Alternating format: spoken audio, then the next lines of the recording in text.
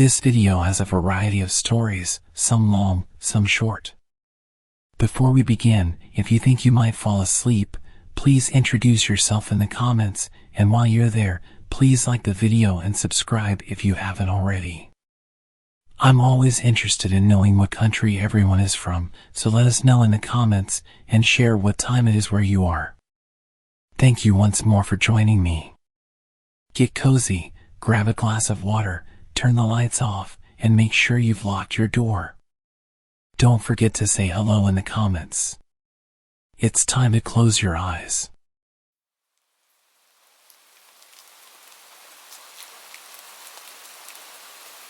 I'm a wilderness survival instructor and security contractor. A couple of days ago, a good friend of mine, who is also one of my students, informed me that his dad just acquired 150 acres of land in a secluded and mountainous part of my state. This is someone with whom I've explored the woods before. He's more than competent when it comes to wilderness survival. The property, largely unexplored except for 100 yards that his dad had used for his horses, who are currently roaming freely, seemed intriguing. According to my friend, his dad got an incredible deal on the land. Given my friend, now a father of 3, doesn't get out into the woods often, I agreed to join him for what seemed like a fun outing and much-needed break. We share interests in our indigenous roots, cars, wilderness survival, and various other activities, ensuring lively conversations while in the woods. However, his dad cautioned us against exploring the woods without a gun, citing the presence of coyotes. But being natives of this area, we know coyotes rarely pose a threat to people. Additionally, my friend, whom we'll call DJ, previously mentioned seeing human-sized movement in the tree lines during his earlier visits to the property. Yet, due to his poor eyesight, he couldn't confirm what he had seen. For our exploration, I brought along my AR and a small flint napping kit, mainly for amusement. And off we went onto the property. Initially, we hiked across fields and creeks, multiple natural springs, and ponds, everything appearing normal and showcasing a beautiful landscape. But as we ventured into the unexplored forested section, the atmosphere changed dramatically. The forest exuded an eerie ambience reminiscent of the woods in the movie The Ritual. Gray and ominously quiet, except for the occasional creaking of the tall cedar trees. It felt like we were being observed from every angle. The air carried a putrid stench, akin to rotting flesh. Intrigued, we followed the smell and stumbled upon the remains of 3 to 4 cows. I took a video of them to show them to anyone who might know what could have done this. Examining the exposed skulls revealed no evidence of bullet wounds. Something had killed them, scattering their bones over a 30-yard area. Large and vague footprints surrounded the remains. Pressing deeper into the woods, accompanied only by silence, the smell of death, and the sound of our own heartbeats, we noticed various tracks along the stream. There were large coyote prints and something else, also large, intentionally avoiding the sand. Continuing, we encountered trees bent over and pinned behind others while still alive. An occurrence impossible in nature.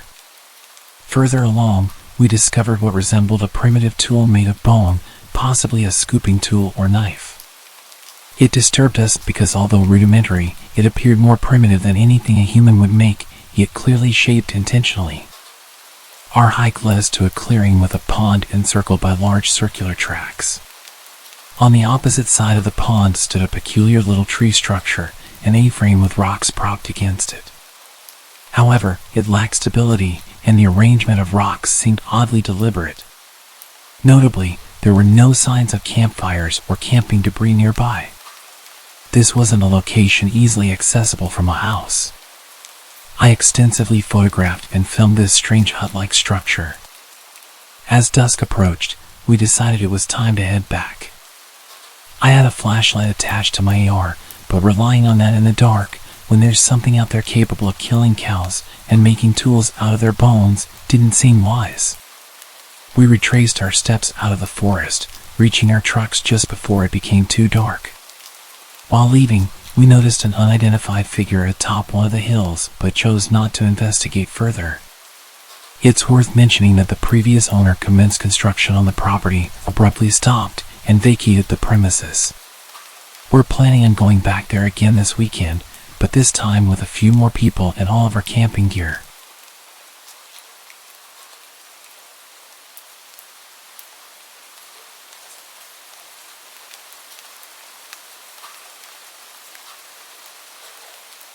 I grew up in these woods and usually feel comfortable there. However, I stumbled into a few unsettling situations that would stick in my mind forever. This was one such occasion. I was 18 at the time. One evening, my two friends, Mike and Paul, and I decided to go camping. Well, camping might not be the right word since we didn't plan to spend the night, just chill and have some fun around the campfire for a while. The plan was simple: head out, build a campfire, drink a few bottles of wine, eat something, and head back home for a good night's sleep. We met at my house while it was still sunny outside, got ready, and headed out. Our destination was an old abandoned quarry in the middle of the woods, about 40 minutes from my house. Even though the quarry had a tragic and frankly creepy history, it was a popular place for such occasions. When we got there, the sky was already reddish as the sun slowly sank behind the hills. We quickly gathered all the firewood we could find so we wouldn't have to look for it later. As darkness fell and everything around us turned into impenetrable blackness, we managed to get the fire going. We were in a great mood and were getting ready for our first toast. That's when we realized we made a horrible mistake. We forgot the corkscrew. We attempted to open the wine without it, but quickly gave up. The bottles were quite expensive, and we didn't want to damage them. At this point, it was clear that one of us would have to jog back to retrieve the corkscrew. After some discussion, I volunteered with two conditions. Firstly, they would give me a hatchet in case something went wrong along the way. Secondly, no pranks when I got back. Mike and Paul agreed without hesitation. They handed me a hatchet and a flashlight and sent me on my way. As I jogged through the forest, I heard a noise resembling a boar. Suddenly, I remembered a warning I received from an older hunter a few days ago. He said that at this time of year, boars were getting dangerous, especially at night. I was a bit nervous, but luckily managed to survive unharmed. I arrived safely back home, much to the surprise of my mom, who didn't expect me so early. I explained the situation. She just laughed. I grabbed the corkscrew and headed back. Not wanting to encounter a boar, I chose another slightly longer path, this time through an open field. After a while, I reached our spot. It was a small clearing surrounded on one side by massive rocks, maybe 70 meters tall, and on the other side by a thick forest. Our campfire was in the middle of the clearing. When I approached it, I realized that there wasn't anybody around, although our backpacks were still on the ground and the fire was burning brightly. Great! We specifically agreed that there would be no pranks when I got back. Those guys think they're funny, I thought to myself. I resignedly sat down near the fire facing the woods. That's the only place where they could have hidden, I thought. I was really tired, and all I could think about was the taste of that exquisite Pinot that we brought with us. I wasn't in the mood for their games, and I was getting quite mad. That's when I heard the snapping of twigs and rustling of leaves from the edge of the forest, maybe 30 meters from where I was sitting. The sound was rhythmic and undoubtedly the sound of somebody walking. I aimed my flashlight in that direction and spotted a tall person wearing a dark hoodie. As I shined my flashlight on him, he stopped walking, turned towards me, and just kept staring motionlessly. Even though he was facing me directly, I couldn't see his face. I shouted, "Paul, you fat jerk. I know you're trying to scare me." We agreed on something, so stop messing around and come out. As I finished, the hooded figure turned and walked deeper into the woods. At that moment, my phone started ringing. I hurriedly took it out of my pocket. It was Mike. I took the call and started barking at him, "Really funny, you guys. I thought we agreed on something. What are you talking about?" "I'm talking about you trying to mess with me. I clearly saw you, so you can come out." Mike seemed frozen for a minute. For what felt like an eternity, all I could hear was his heavy breathing and Paul mumbling something in the background. When he finally snapped back to reality, he said, "Dude, we're at your house." We heard some footsteps. At first, we thought it was you messing with us. But then we got scared and decided to look for you. I forgot my phone at your house, so we couldn't even call you. Just get out of there, and we'll come back for our stuff together. Nonsense. That's just another of your stupid pranks, and I'm not buying it. Hold on a second. There was some incoherent mumbling for a while. Hey, what's going on? My mom's voice suddenly came from the phone. My head spun, and my heart skipped a beat as I realized they weren't kidding. Suddenly, a wave of fear ran through my body. However, I managed to convince my mom that everything was fine and that she shouldn't worry. She gave the phone back to Mike. "Just leave everything and come back. We're heading over right now. We'll meet you halfway there. I'm not going anywhere alone again. You better get here quick. I'm waiting for you." I hung up. I didn't want to make any more noise than I already did. I quickly turned off my flashlight and backed off from the light of the fire. I moved all the way to the huge wall of rocks, figuring that if I had my back covered, it would eliminate one possible approach for the unwanted visitor. I stood there in complete darkness, trying not to make a sound while tightly clutching my hatchet, which would be my best friend for the next half an hour. I had to convince myself not to curl into a ball in fear. Even my own body started to betray me as my hearing worsened due to my wildly beating heart. I tried to calm myself, but in the worst-case scenario, every bit of adrenaline would help. After what seemed like an eternity, I spotted 2 weak light beams coming from the forest. I heard Paul shout my name. I'd never been so relieved. I finally ran out of my hiding spot to greet my friends. For quite some time, we just stood there, laughing from relief. We even got a bit cocky and considered staying. After all, there was just one, supposedly, creep lurking between the trees, and there were 3 of us. Funny. Minutes earlier, I was terrified, and suddenly I was full of tough bravado, thinking, what could possibly happen? In the end, good judgment prevailed, and we decided to leave. We packed our things, extinguished the fire, and left. We took our wine bottles to enjoy somewhere else. Somewhere well-lit and safe.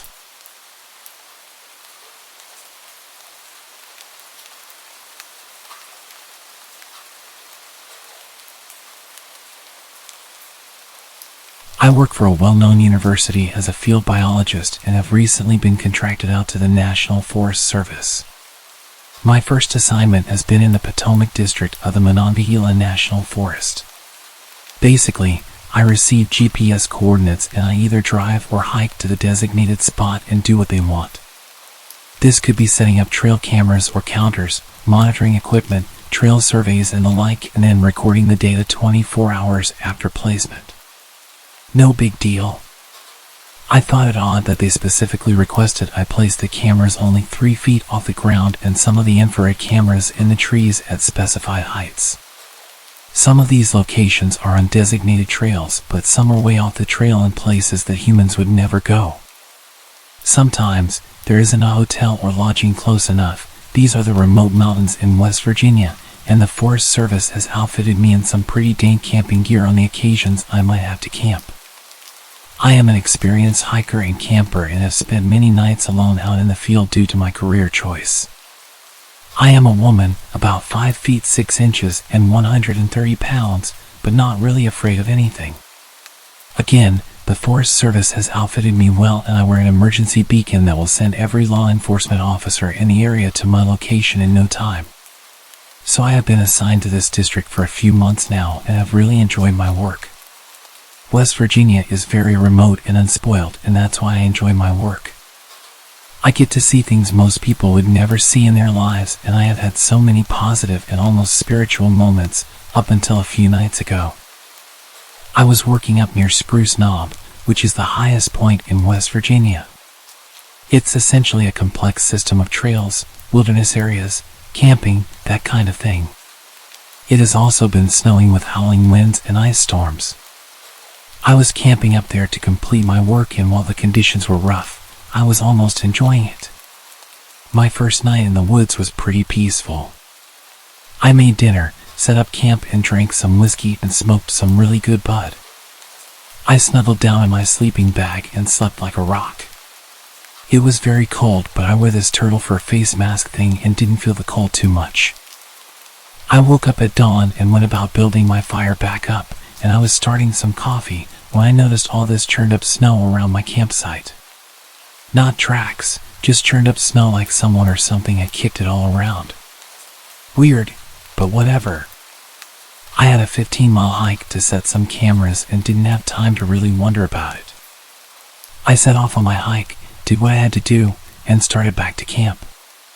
I never wear headphones or anything like that, because hearing is one of the most important senses in the wilderness. I want to be able to hear any animals, people, etc. before I see them. It was already past dark when I made it back to camp, and I was too tired to do anything except strip down to my base layer, get in my sleeping bag, and pass out. Around 2 a.m., I woke up because I could hear people talking.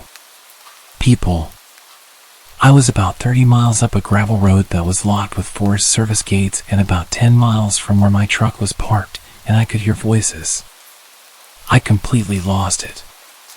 I have a firearm, and I quietly retrieved it from my pack and got back in my sleeping bag and cocked it and waited.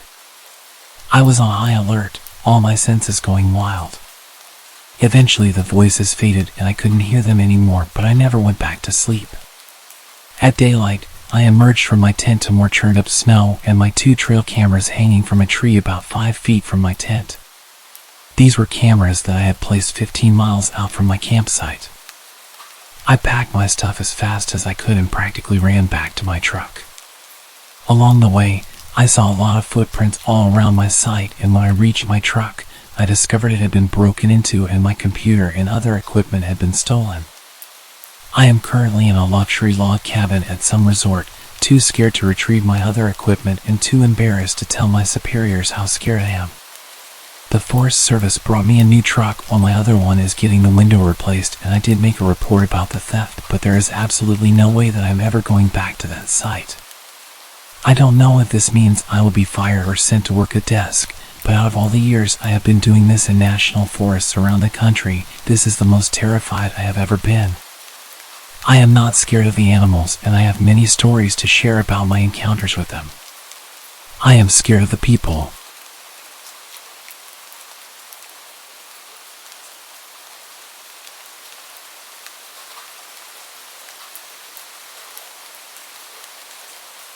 I've held this story in for the last 6 years because it sounds crazy, and I got told not to talk about it. I went camping 6 years ago with a now ex-boyfriend. The campsite we picked was beautiful. We were able to drive in through some rough trails. The spot we picked was next to some hiking trails that weren't very far from some natural hot springs and a huge waterfall. We were in the middle of nowhere, absolutely no one was around. We set up camp next to the car, went hiking, soaked in the hot springs, came back, and had dinner. It was all very normal. Until we woke up the next day. I need to give some context as to how we slept that night so you can understand my confusion. Before we went to sleep, I put our food cooler in a stereo that we brought in the car and locked it. I put the keys in the front pocket of my backpack and placed the backpack next to my sleeping bag on the far side of the tent, away from the door of the tent. My boyfriend at the time slept nearest the door of the tent with a gun next to him. When we woke up the next morning, I felt fine. I had slept hard, and from inside the tent, everything seemed normal. When we got out, our campsite was absolute chaos. The fire pit we had made was ruined. The cooler had been thrown, and food was scattered all over the place. The stereo was smashed to pieces, lying next to a tree. All of the car doors were open, including the trunk. We stood there for a minute in silence, just taking everything in. The woods felt strange, it was quiet and not the beautiful campsite that I saw yesterday. Everything about those woods felt wrong. My ex accused me of not locking the car and said that an animal got into our stuff. I promised that I had locked it and went into the tent to grab the keys from my backpack, but they weren't there. I found them later on the ground right next to the car. We quickly threw everything in the trunk and left. My boyfriend was quiet and wouldn't talk to me about what had just happened. He finally spoke up when we were almost home and told me that he had a dream about something kneeling over him in the tent, holding his gun, and just staring at him. When I tried to ask him more questions, he got quiet again and said he didn't want to talk about it and that I shouldn't talk about it anymore either. I've tried to forget about it, but I just can't. Something really wrong happened to us in the woods that night.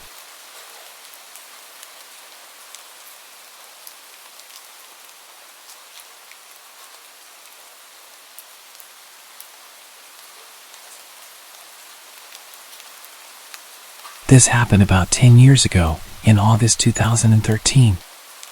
I was camping in far north Queensland, Australia, in a place called Barron Falls. I'm a 21-year-old girl, and I was camping with my two male friends who were backpacking from Estonia, Theo and Charlie. Where we set up camp was not an official campsite. Instead, we walked along the tourist path, climbed over a railing, followed a train track for a few kilometers, and eventually veered off into the dense forest, downhill to the river.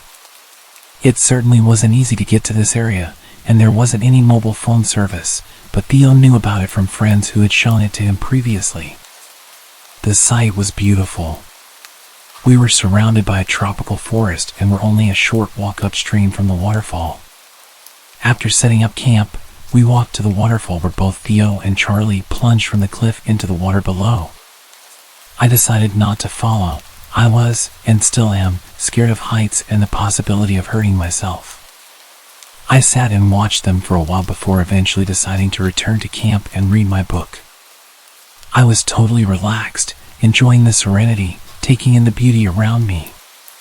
What had been an exciting, adventurous day was then interrupted by a deep, sinister laughter coming from the forest surrounding our campsite. Instantly alerted, I felt chills run through my body as I scanned the forest trying to detect where the laughter had come from. There was nothing. I tried to forget about it, convincing myself that my mind was playing tricks on me. Theo and Charlie returned and told me that they had forgotten fire lighters for the campfire. They said that they need to travel to the nearest store to buy some and that I should wait at camp. I told them that I didn't feel comfortable staying at camp, but didn't mention the laughter I'd heard before. I didn't want them to think I was stupid, and for context, at the time I had quite a large crush on Charlie. Stupidly, I wanted him to think I was cool. They told me it would be fine, that they would be back before dark. Reluctantly, I agreed and they made their way to the store. It was about 4 p.m., and I continued reading my book. I began to think about it, and I realized that the walk back to the car was about 20 to 30 minutes, so they would be gone for well over an hour. At this time of year, dusk would be at 5:30 p.m. or so, and I would therefore likely be alone in this remote area in the dark. I distracted myself with my book, but as dusk began to settle, I struggled to read the pages, and fear began to set in. After about an hour, I started to hear footsteps in the forest. My first thought was that Theo and Charlie had returned, and I was instantly relieved that I was no longer alone. I listened for their voices, but heard nothing. My heart dropped. It dawned on me that it may be someone else, and I started panicking. Then came the laughter. The same deep, sinister laughter I'd heard before, only this time it seemed much closer. I sprung to my feet and surveyed the forest. That's when I saw him. He was standing on the other side of a stream, which was connected to the river. Standing on a log, what I saw was absolutely bizarre.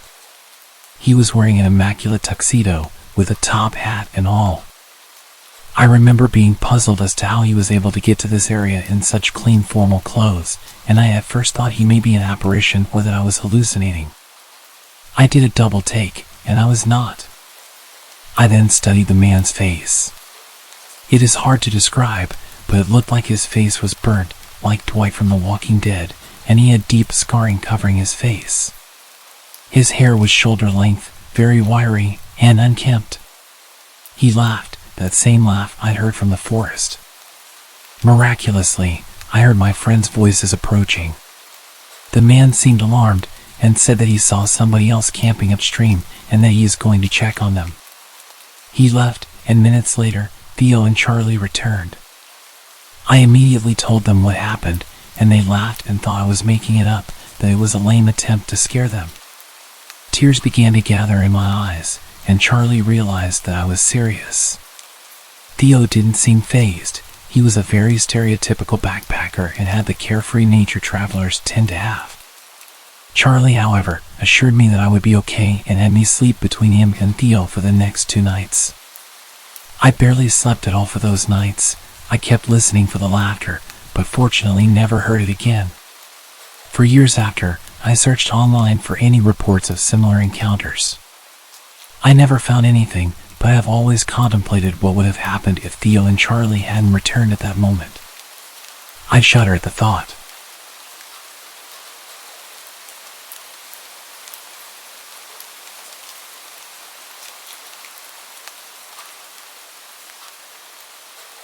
To preface this, I love to drive. I'd love to go on drives for hours to nowhere with no destination in mind, just me, my music, and the road ahead of me. Living in Nebraska, I'd often take back roads or lonely highways cutting through the countryside to small towns and eventually cities. And I'd usually take these drives at night since there was less traffic to worry about. I've done it since I've had my license 5 years ago, and I've never once had any sort of issue, nor have I ever run into any trouble. That was, until a few nights ago. For reference, I'm a relatively small 22-year-old female, and as I've stated before, I often take these drives completely and utterly alone. They're a good way to clear my head when I'm stressed, upset, or overwhelmed, or for me to get a plan together to sort personal issues out. I've also done these long and lonely drives to get away from the toxicity of my household when I used to live with my parents as a means of coping with their alcoholism. Though now that I've moved out and I'm in a much better place mentally, I don't really have the urge to get in my car and just drive anymore. However, on the night this event took place, I was feeling pretty overwhelmed, stressed, and anxious with a cluster of personal issues I'd rather not get into. I felt restless and irritable around my boyfriend. I couldn't focus on anything else and decided I would take a drive to clear my head. My boyfriend was understanding and told me to be careful and to not be gone for too long since it was getting pretty late. I agreed, gave him a kiss goodbye, and left. I drove around our city for about 30 minutes, but I was still feeling on edge about everything transpiring in my personal life, so I decided to drive further north down those familiar, dark, winding one-lane highways. I kept the car at a steady 65 miles per hour, taking the turns at a slower pace in case a deer jumped out around the bend. I kept driving and was just admiring the vast empty darkness of the snow-capped fields and barren trees. It was honestly a bit creepy being all alone with no cars in sight in seemingly the middle of nowhere. The few houses miles back from the road were lightless, and the dead cornfields withered away. Snow started to cover them entirely. It was like something out of a horror movie, and I half expected to see a ghost pop up in my rearview mirror or see someone clamber out from the patches of trees dotting the horizon. The only light came from my headlights, and even then I still strained to see through the inky darkness of the night. By now it was just after 11, and I told myself that once I made the familiar roundabout that would either take you to a small town or back up towards the city, I would head back to the city and home. That roundabout was still maybe 15 to 25 minutes away, but other than my imagination picturing the worst, I wasn't really all that concerned. I mean, I was by myself. I didn't have any other motorists to worry about, right? Wrong. As I'm rounding another bend, I notice a vehicle with its hazards flashing maybe a quarter of a mile or something away from me. It was some sort of sedan, dark-colored, and was angled to where only part of it was on the shoulder while the rest was jutted onto the road, like they had to pull over in a hurry but didn't quite manage to do that. The driver's side door was flung wide open, and as I slowed my vehicle down and angled it towards the opposite side of the road to pass, I could make out what looked like maybe blood on the inside of the open door. I didn't see anyone on the road or in the car, and I was the only motorist in sight. In this part of the country, cell phone reception is pretty bad most of the time. But more often than not, you couldn't get reception no matter how hard you prayed, which was definitely the case when I took a glance at my phone to see if I had any service. So, a lone female on the road, at night, pulling up near a vacant vehicle that looks like someone had been attacked on the inside, with no cell service. Now, I'm no dummy. I've watched countless episodes of Investigation Discovery and Criminal Minds, and read far too many true crime books to know that this had bad and danger written all over it. But there was still a small part of me that worried something terrible had happened to whoever was in that vehicle, and I thought I needed to help. These roads don't get a lot of traffic at night, and temperatures were well below freezing. If someone were hurt or in trouble, there was no one and nothing else to help them. Still, I erred on the side of caution. I was still driving my car, though a bit more slowly, and as I approached the vehicle I rolled down my passenger window a bit, shut off the music, and called out, "Hey! Anyone there? Are you okay?" I didn't hear a response. I worried they were passed out somewhere, but I wasn't about to get out and look for them. I told myself I'd call out one last time, and if I didn't hear anything I would leave, and the moment there was reception I'd call it in. And if I did hear someone, well, I'd figure out my next course of action then. So, again I shout, "Hey! What happened? Are you okay?" There was silence for a while, and then I heard rustling in the shadows of the trees, followed by a rough voice responding to me. I was relieved at first, and was about to say something in response or possibly even stop my car and get out, when I noticed three things nearly simultaneously. As I inched my way past the front of the sedan, I noticed there was no damage to the hood or anywhere else on the vehicle, which I found to be strange considering the blood on the inside of the door. In my rearview mirror, I caught a glance of someone coming out from behind the sedan, and they were making their way towards my car, fast. The person didn't have any blood on them, nor did they appear injured in any way, and they were wearing a mask, not like a face mask for COVID, or a ski mask or anything normal, but one of those masks you would see in the Purge movies. And they were holding something in their hand. I don't know what it was, I couldn't get a good look, but from its length and shape my guess was maybe a tire iron or a crowbar or something. I don't need to tell you that I slammed on the gas as soon as I noticed those things, and drove like a bat straight out of hell. My heart thundering in my chest and my entire body shaking. My window was still rolled down in my haste, and the music was still shut off, so I could very clearly hear someone, definitely a man, shouting at me, though I had no clue what they were saying. I just knew I had to get out of there immediately. I stole one last look in my rearview mirror as I drove away, mostly to see if they were getting in their sedan to follow chase or if they had stopped. The man with the weapon was still standing in the middle of the road watching me, and right before I looked away from the mirror I saw a second man emerge from the trees that had been rustling earlier, also wearing one of those creepy masks and no trace of blood on him. I probably broke every law for speeding that night, but I wanted to get as far away from those men as possible. As soon as I made it to the roundabout, I turned towards town, parked in the Walmart parking lot that thankfully still had cars from who I assumed were workers closing up shop, and proceeded to have a full-on meltdown. When I could pull myself together, I called one of my friends, Troy, who was a police officer, to tell him what happened. He was concerned for me, and after asking if I was okay, where I was, did they follow me, etc., he told me since it was out of city limits he couldn't do much on his end. But he could get in contact with the local police or sheriff in that jurisdiction to take my statement and check it out. I agreed, thanked him, and while I waited for police to show up, I called my boyfriend. Through my hysterical sobs I managed to tell him what happened, not even 10 minutes ago. He was, as you could imagine, really concerned for my safety, and wanted me to either come home immediately or drive down himself to take me home. I told him the police were on their way to take my statement, so I couldn't leave and that I was okay, but I stayed on the phone with him until I saw the familiar police cruisers pulling into the lot. I gave the police my statement, and they assured me they would go back to the spot to take a look and that they would try to catch the guys who did it. But with no cameras and no description of the men, I wasn't sure they'd be able to. I didn't even get the license plate number, though at the time of my panic, the thought never came to mind until the police were asking me if I got it. All they had to go off of was a dark-colored sedan and two guys with masks.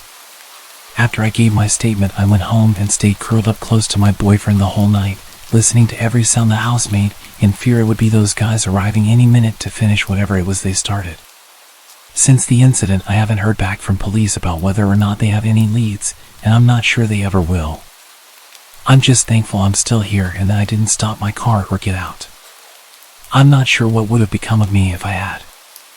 I still have so many questions that have no answers. What were they doing?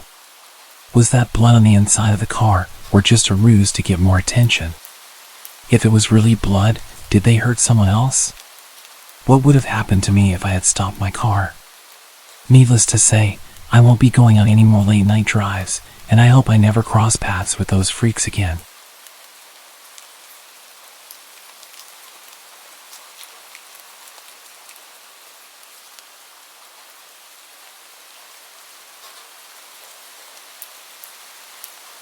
It all started with a normal day at work.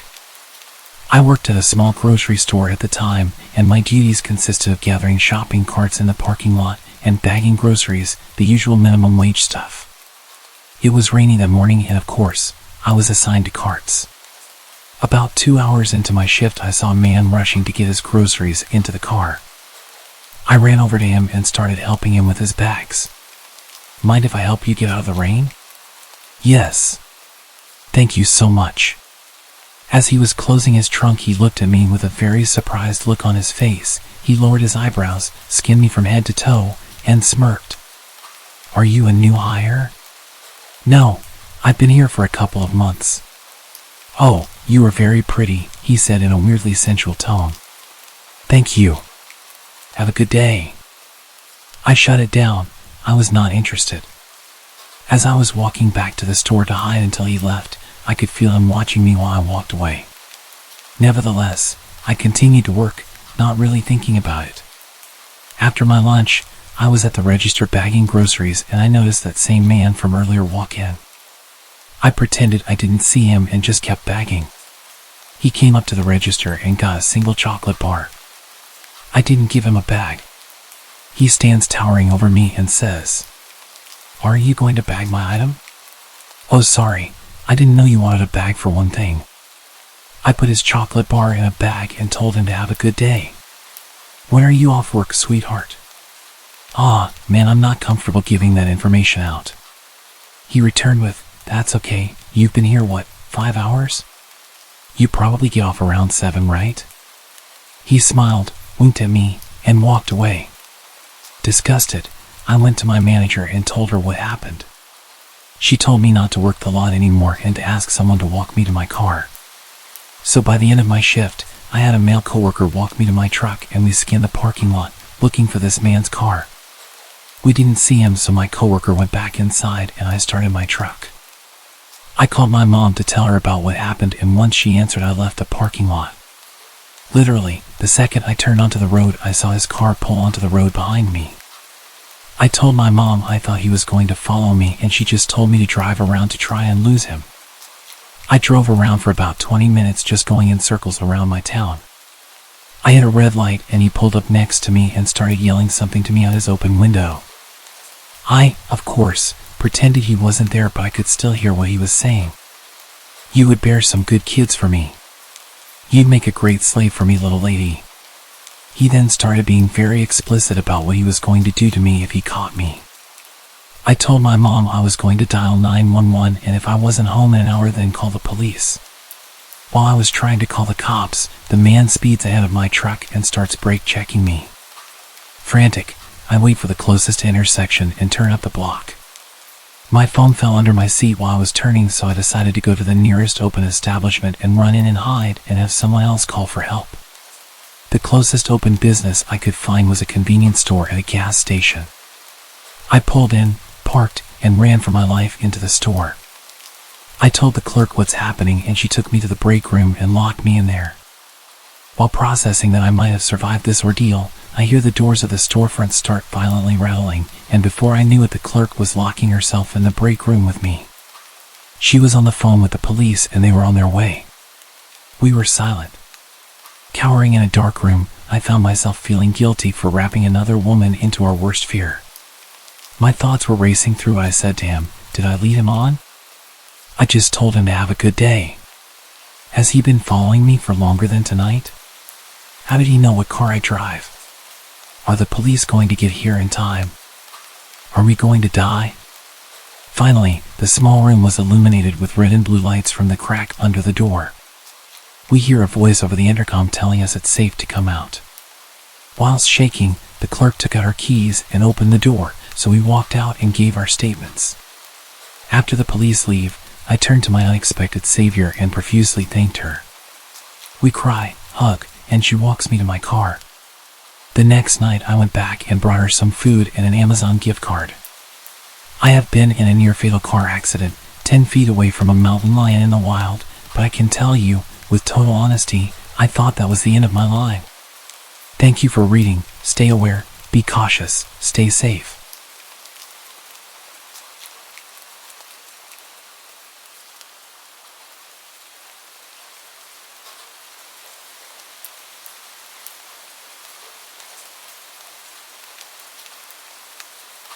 This encounter would have happened a little over 10 years ago. I would have been about 26 at the time. I can't remember exactly what year this was, but it was around 2012. At the time, I was frequently going out with my friends to bars and parties, and hanging out until pretty late most weekends. The friend's house that I usually hung out at was on a side street just off a main road where a lot of popular and crowded bars and restaurants were. You had to park on the street at his house, and during the weekend when it was busy, it was pretty common to have to park a number of blocks away. The street closer to the bars was pretty nice, but if you went a few blocks in the opposite direction, it got a little sketchier at night. After a night of hanging out, I had to walk back to my car pretty late, which was parked a number of blocks away towards the slightly sketchier area. This was during the winter, so I was wearing some kind of heavy sweater or pullover and beanie hat. This detail is only important as you couldn't really gather much idea about what I looked like from a distance in the dark, aside from my general height and build. There wasn't much through traffic as you got further away from the bars, and the roads were pretty dark without any street lights. As I was walking down the sidewalk, a car started slowly creeping down the street, matching my pace as it pulled up beside me and then stopped. The window of the car rolled down, and driving the car was an attractive young woman who said that I looked cold and that I should let her give me a ride to where I was going. She seemed very friendly. I indicated that I wasn't parked far away and appreciated the offer, but was going to just keep walking. She then tried really hard to convince me to get in the car with her since it was so cold. No small talk to establish any information about me to make sure I wasn't a weirdo, just asking me to get in the car pretty aggressively. Based on what I was wearing and how dark it was, there was no way she really could have had much idea about what I actually looked like to possibly find me attractive, and even if she did, I don't know many women who would pick up a male stranger after midnight when they're alone in their car. There were about 10 bars nearby she could have gone to if she just wanted to pick up a guy. There was no reason I could think of that she would have to resort to driving around offering to pick up strangers. She continued to drive alongside me and offered me a ride again, which I declined and kept going. I picked up my pace and she eventually drove off. As soon as she was a few blocks away, I quickly got to my car and made sure there was nobody lurking around or close by. The whole scenario felt off and didn't make sense to me. I asked my friends about it later, and all of the women agreed they wouldn't offer a random guy a ride, especially at night time in that kind of scenario, even if the guy looked like Ryan Gosling or Channing Tatum. My suspicion is that there was someone laid down in the back seat of the car out of view with a weapon waiting to rob anyone who accepted the ride. I couldn't really figure out any reason she would be offering rides like that to complete strangers in the middle of the night, as it would be very unsafe for her to just pick up random strangers. I just assumed there had to be something nefarious going on in that car, and I do wonder what would have happened if anyone just hopped in the car with her.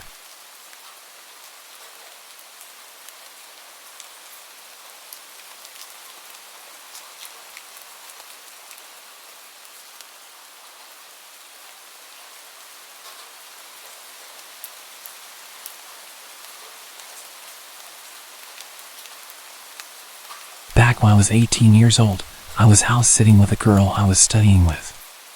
The family we were house-sitting for went to the same church as her, but I didn't really know them well myself. It was more to keep her company in a huge house. This was 1997 when the average teen like me didn't have a cell phone.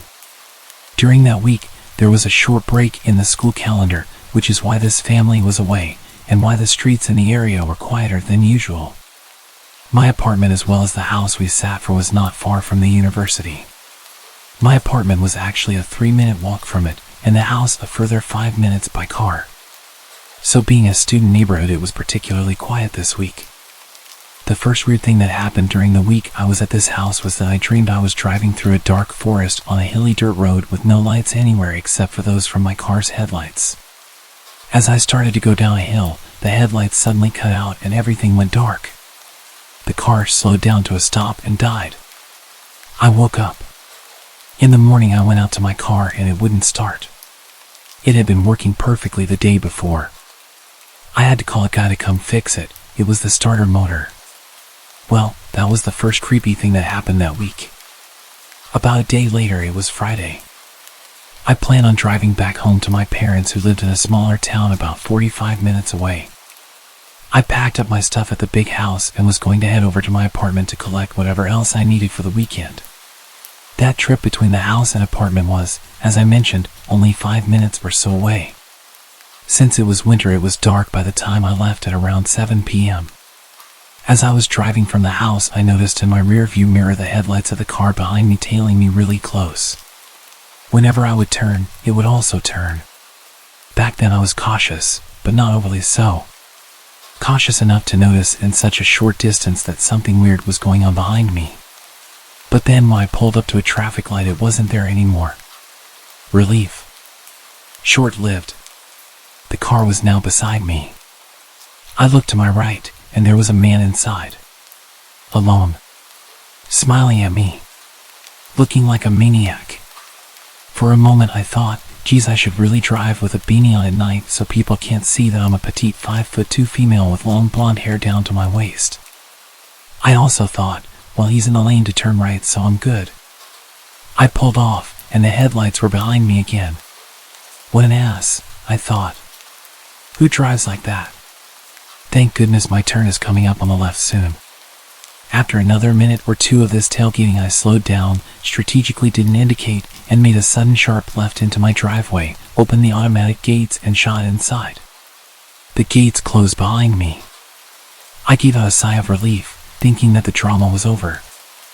I gathered a few things from the car to take up with me and noticed on my way over to the stairwell that there was a man at the gate that had just closed behind me.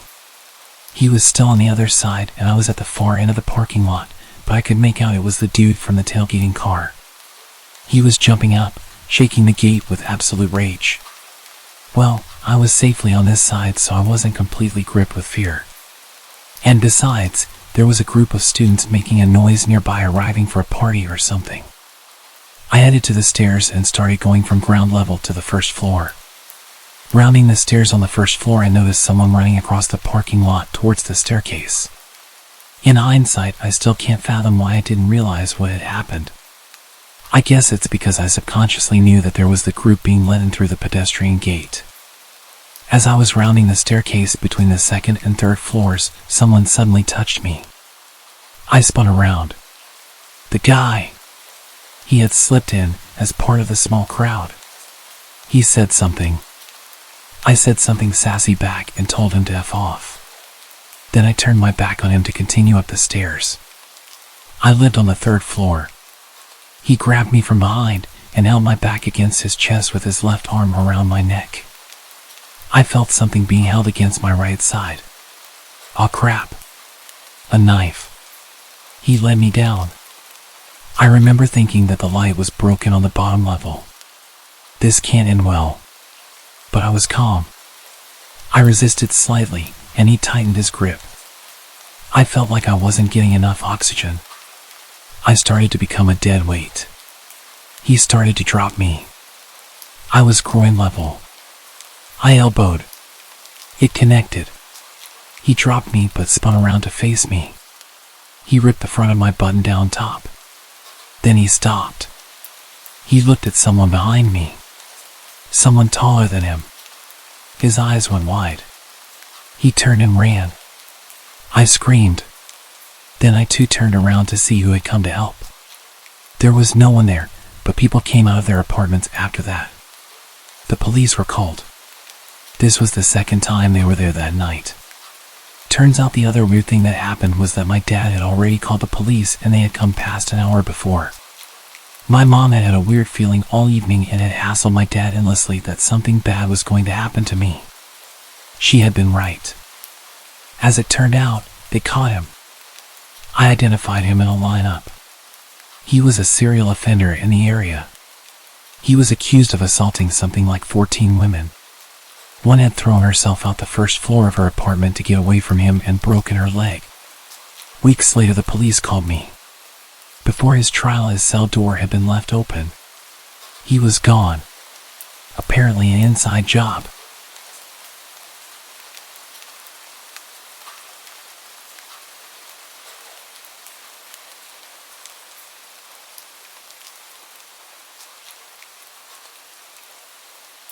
I've had a few creepy things happen to me in my life, but this one still makes me think about how things could have gone wrong very quickly. I'm a 20-year-old female, and this story takes place back when I used to live in southern Indiana, in a seriously remote area. It was a weekend night, and my best friend and I were heading home after a graveyard shift at a local waffle joint.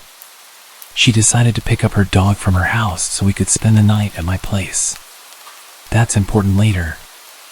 We started heading into the rural countryside where I lived, and to get to my house, you had to travel down a long, narrow dirt road. About a mile in, we spotted a truck's headlights. As we got closer, we realized it was a nice truck, probably from around 2018. I can't say I know much about cars, so cut me some slack. The truck was parked sideways, blocking the entire path. Confused, I got out of the car and asked if the driver was okay. He looked hopeful when he saw me at first and said, "I'm just waiting for a friend to come get me. My truck's stuck." He smiled at me, but I noticed his pupils were nearly completely dilated. He glanced back at my car, saw that I had someone with me, and noticed the dog sticking its head out the window.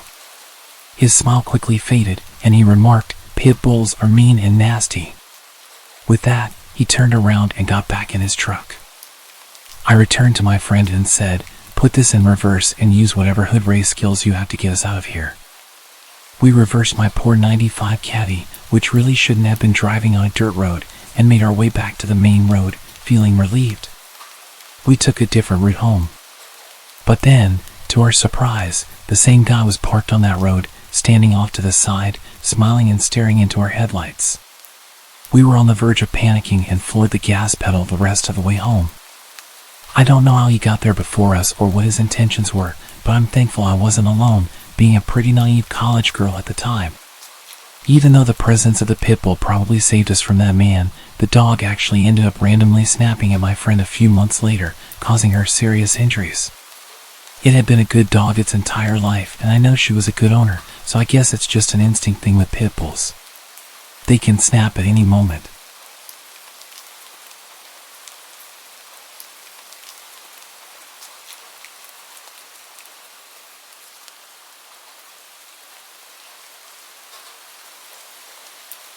I had blocked this story from my memory until my girlfriend reminded me of it a couple days ago. I started dating my girlfriend at the end of my senior year, and I used multiple dating apps before we started dating. I had my Snapchat listed in many of my dating app profiles. This is important. Nothing led to anything with the apps. I talked to people for a bit and eventually the conversation would die out. When I began dating my girlfriend, I had deleted the apps but never deleted my account, meaning people could still see my profile and my Snapchat account. I realized this after a few people would add me, but it didn't bother me much because I'd tell them I had a girlfriend. As you would imagine, the conversation would end at that point. But there was this one guy that added me, let's call him Adam. And he asked me if I was available. Being straight, I was used to guys adding me, so I gave him the usual response. "Sorry, I'm straight and I have a girlfriend." I expected him to leave me alone, but it didn't stop him. At first the messages were normal. "How was your day? What did you do today?" Simple stuff like that. Being the nice guy I am, I responded because I thought this guy just wanted to be friends, and having a gay friend is okay with me. Then the messages progressively got more creepy. He started asking questions about my girlfriend, and not the basic questions. As the days passed, I started to notice that Tyler's vocabulary was very similar to Adam's. I wasn't sure about it, so I didn't make any assumptions that it was him. I shared Tyler's Snapchat with my girlfriend, who added him to investigate. As soon as she added Tyler's snap, Tyler flipped out on her, confirming that it was indeed Adam. Realizing this, I blocked him again. After that, everything went quiet from Adam for about a month. I live in the suburbs of Chicago, and both my girlfriend and I live down the street from each other. We often see each other, and our families are good friends. Anyway, a month went by until I received a letter with no address or name on it, just my name on the front. I opened it, and to my shock and horror, it was basically a love letter from Adam. The letter expressed his love for me and his desire for me to run off with him. The letter took a very sexual turn halfway through, with explicit descriptions of what he wanted to do to me. At that moment, I had two horrifying realizations. One was that he knew my address, and two, he had dropped off the letter himself, meaning he was in my town. I immediately called my girlfriend, who was equally shocked. After consulting with my parents, we called the cops. Unfortunately, since I had blocked and removed Adam's social media information and the letter had no return address, there was nothing we could do about it. Day after day, letters kept appearing in my mailbox until they also started showing up at my girlfriend's place. Her letters were far worse than mine. Adam wrote about how much he hated her and how he wanted to hurt her.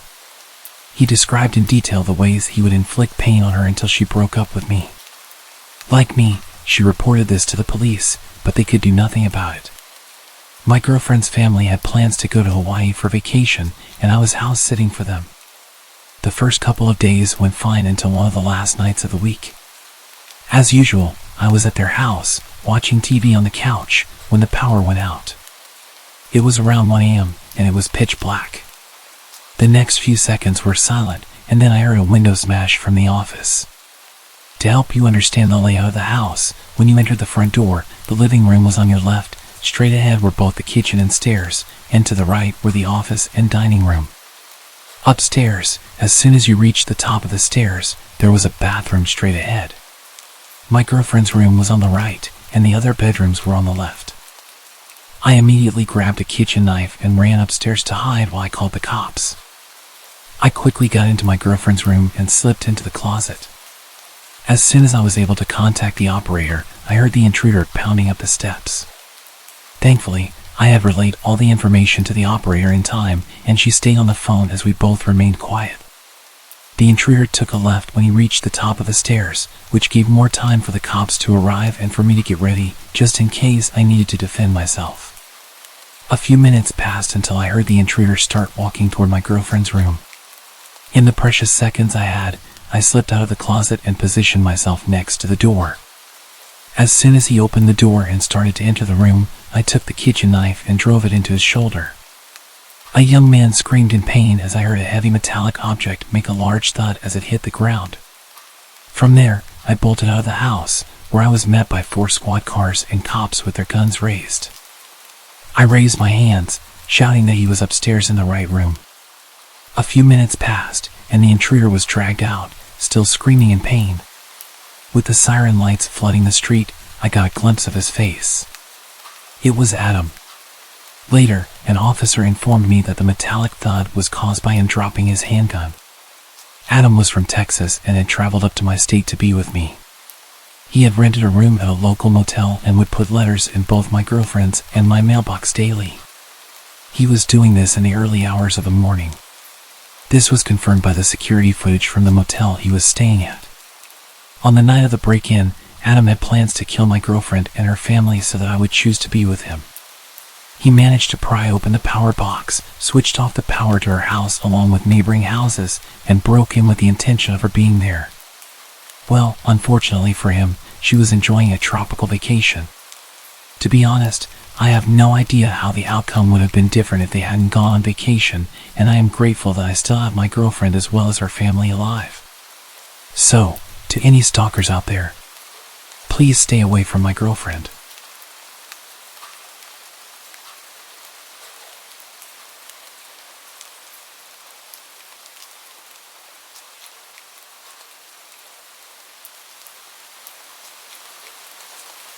About 10 years ago, I lived on my own, and didn't have much company. I was quite depressed at the time after losing my girlfriend to a drunk driver. I was enjoying a beer and watching the sunset on the back porch when I saw a large, scruffy man emerging from the tree line. My heart skipped a beat as he stumbled towards my house in a menacing way. Living alone, I often use my backyard for target practice. And at that moment, I was immensely grateful for it. Instinctively, I rushed to bolt all the doors while frantically dialing the police. What I didn't know was that this intruder had broken in the day before through a basement window and had spent the night squatting there. He had left the basement door unlocked, and at this point, he'd made his way inside the house and was making his way up the stairs towards me. I gripped my rifle, aiming it at the approaching man as he descended the hallway. I shouted at him, ordering him to stop and get on the ground, but he just kept walking towards me. I fired the first round, loaded with rock salt, but he showed no reaction. I quickly followed with a rubber bullet to the chest. Yet the drugged-up guy, who was clearly out of his mind, continued advancing. This guy was huge, at least twice my size, and I realized that whatever drugs he had in his body were going to push him through any pain that a rubber bullet would inflict. He was backing me into a corner. I desperately begged him to stop and warned him what would happen, but he just moaned at me like a zombie and shouted, "Shoot! Do it!" Then he lunged towards me. I took my third shot. I can't recall whether it was buckshot or a slug, but it left a gaping hole in his chest. It barely even slowed him down. He kept coming, and in a frenzied struggle, he wrestled me to the ground. He was moaning and coughing up blood. Suddenly, he grabbed my face with both of his massive hands and started squeezing my head. It was utterly terrifying. I could feel him trying to burst my skull open like a balloon. I don't know how long it actually lasted, but it felt like forever. Eventually, the injury finally caught up with him, and he died on top of me. I was laying with him crushing me for a few minutes. My energy was completely drained, and I could barely breathe with his weight on top of me. His body was pushing my rifle into my chest, and it was causing me serious pain when I tilted his body to the side. I was completely drenched in his blood, and I can still remember the overwhelming smell. I'd completely forgotten that I was still on the phone with the operator, who had heard our entire exchange, which more or less amounted to me pleading, "Stop, or I'll shoot," and the man menacingly taunting. The police arrived soon after, and the incident made it to the local papers. There was a criminal investigation, but eventually, I was cleared of any wrongdoing. It turned out that the intruder was wanted for murder of an elderly couple in Baltimore and had somehow made his way 50 miles up the road into a rural area.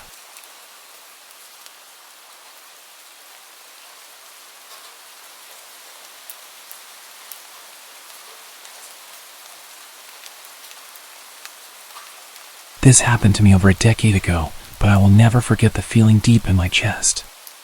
Both that night and the next morning when the true nature of the situation became apparent. It was late December in a small Texas town. We'd just received 5 inches of snow earlier in the morning. I can't remember what time it was. All I remember is it was dark outside, and I was playing in my room.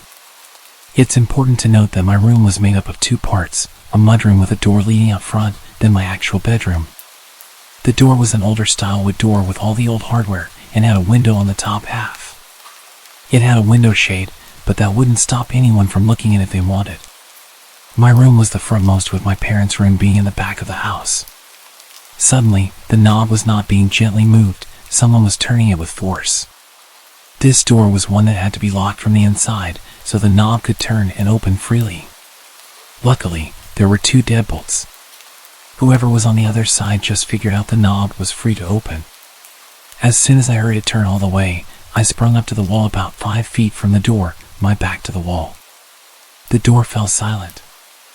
I found myself glued to the wall, unable to move. Then, the knob turned slowly. I remember watching, waiting for it to turn all the way. When it did, whoever was on the other side started trying to budge the door and pry. At first, it was easy going, but then they started pounding into the door with their foot. They got only 2 kicks in when I unfroze and screamed for my life. I sprinted to the back of the house to get my parents. They asked what was wrong, and I said someone tried to break in. They ran over and checked. not bothering to look outside, which I pleaded them to. They just said my imagination was running wild and it was an animal or the old age of the house. They took one final look in my mudroom, not bothering to investigate any further. I was told to go to bed. It took me hours. I don't even remember falling asleep. All I remember is staring at the door from my bed, never taking my eyes off the doorknob. Suddenly, I was woken up by my parents, who were obviously distressed and seemed to be scared. My mom grabbed me by both shoulders and got right in front of me. She asked very sternly why I thought someone tried to break in. When I told them this time, they seemed to listen. I was worried how serious they were as they asked me about everything. When I was done, they said they had to show me something. They took me to the front door and out to the front yard, pointing to my door near the driveway. You could clearly see the boot prints in the snow, walking along the street through our yard and straight to my window, then my mudroom door, where I had been playing the night before. The police showed up and took a report, but nothing ever came of it. I was never able to sleep well in that house. I can never forget what it felt like as a child to go through this and not have my parents believe me. I'm just glad I was not home alone and very thankful for that strong door.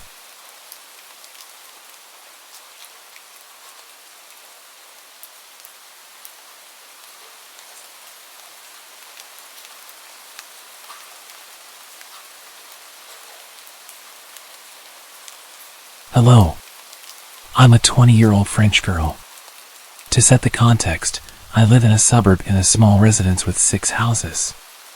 My gate is often broken, and most of the time it's wide open, giving easy access to our small courtyard. My house has 1 floor with 4 bedrooms, including mine. Downstairs, there's a guest bedroom which we use as a treatment room due to my health issues. It's where we keep all the equipment and medicines.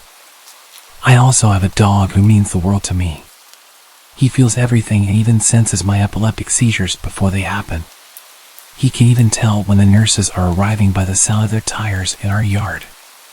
He never barks unless there's a problem. A nurse visits me 4 to 5 times a day for treatments, including infusions. This is an important part of my story. One morning, as usual, my nurse, Sandra, arrived at 8 a.m. She administered my treatment, and we chatted like we always did. After about 40 minutes, she left, saying she might be a little late next time, but I shouldn't be worried. That day, my parents were at work, and I had a medical appointment in the morning.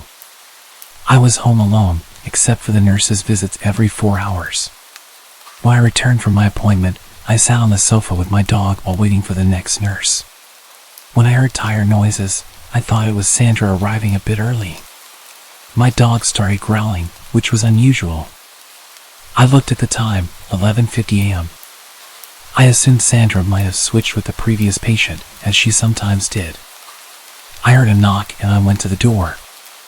I saw a young woman I had never met before. She introduced herself as Camille, a 3rd year at nursing school, and explained that Sandra had sent her to prepare my treatment. I wasn't suspicious. I was used to students coming over. But I was a bit surprised because Sandra usually informed me in the morning or sent a message. Also, she never left a student alone on the first visit. I led Camille to the treatment room and showed her the way. While she washed her hands, my dog's behavior became strange. He growled as she approached me and circled me, so I decided to leave him in the living room and close the door to keep him calm. I didn't pay much attention to what Camille was doing. I was on my phone at that moment. Then, I noticed she was preparing a syringe rather than using the pre-made saline syringe as usual. I glanced up and saw that my treatment ampoules were untouched, but I had heard the distinct sound of ampoules breaking. Something felt off.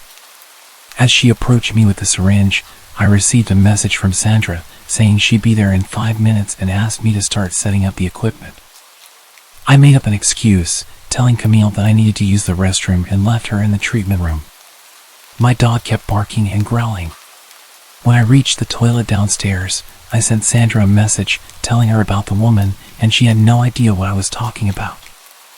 I was terrified and started crying in the bathroom. Camille came to check on me and asked if everything was okay. I assured her it was, and that's when I heard the front door slam shut. 2 minutes later, it reopened, and I heard Sandra's voice. I left the bathroom, still crying, and Sandra asked me what had happened. I explained the situation and showed her the treatment room.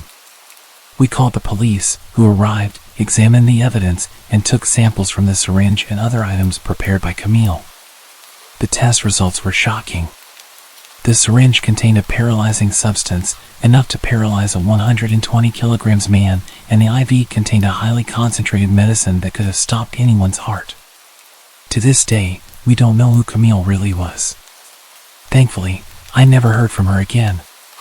She had stolen all my opioids but left my tablet and computer untouched. Looking back, I realized my dog had sensed Camille's ill intentions. I should have been more vigilant, especially since she was a stranger and on her own. My treatments are far from simple. I often wonder what could have happened if I hadn't checked my phone that day.